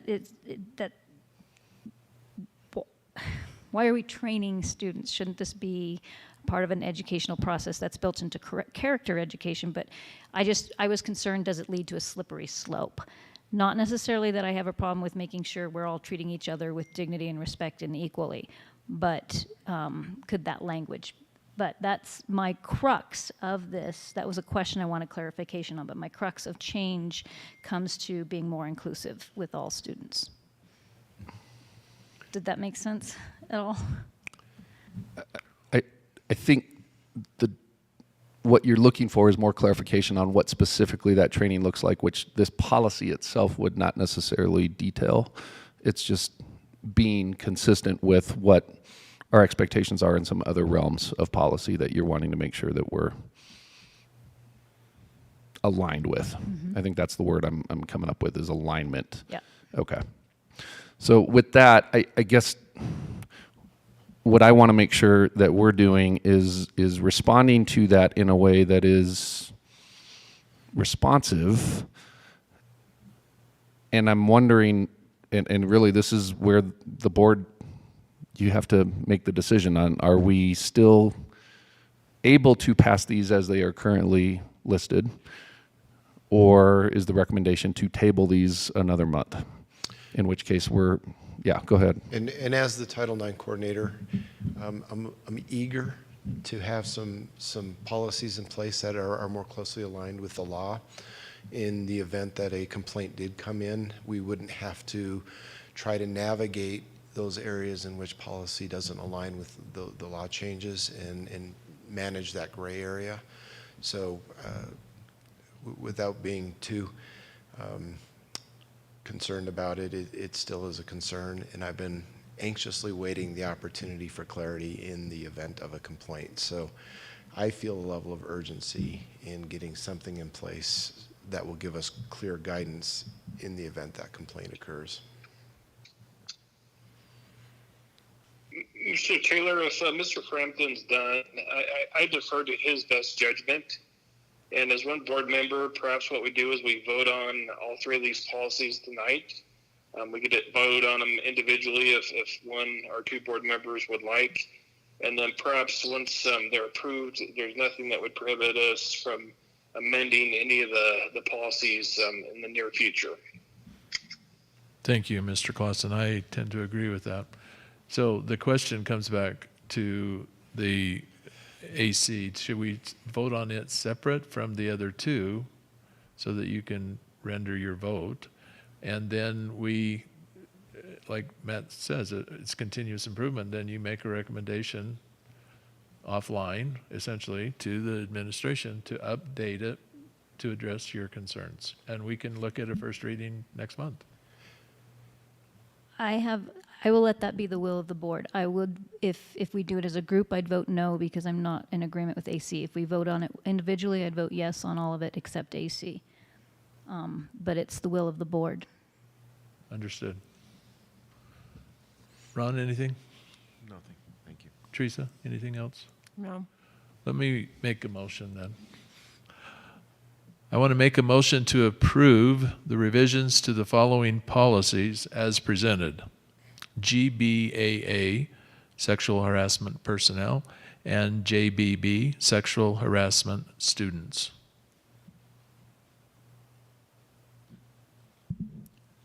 I will second that motion. Comments? Questions? Hearing none, Ms. Wood, would you call a vote? Aye. Aye. Aye. Aye. Aye. Thank you. I'd like to make a motion to approve the revisions to the following policy, AC-non-discrimination / equal opportunity. I'll second. Comments, questions? None new for me. Ms. Wood? Aye. Aye. Aye. Aye. No. Thank you.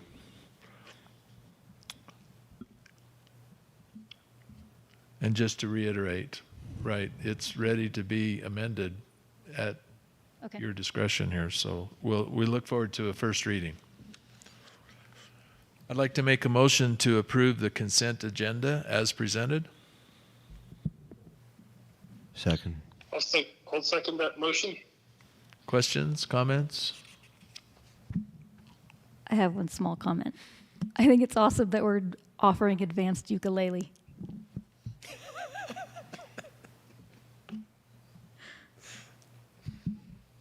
I missed it, I'm sorry. It's under course proposals. Oh, yeah, I saw that one. You were objecting to that? No, I said. Did you want to sign up first, Ms. Upchurch? I'll second the motion. All right, so Ms. Wood, would you call the vote, please? Aye. Aye. Aye. Aye. Aye. So this regular board meeting dated April 18th, 2020 is adjourned. Thank you all. Thank you.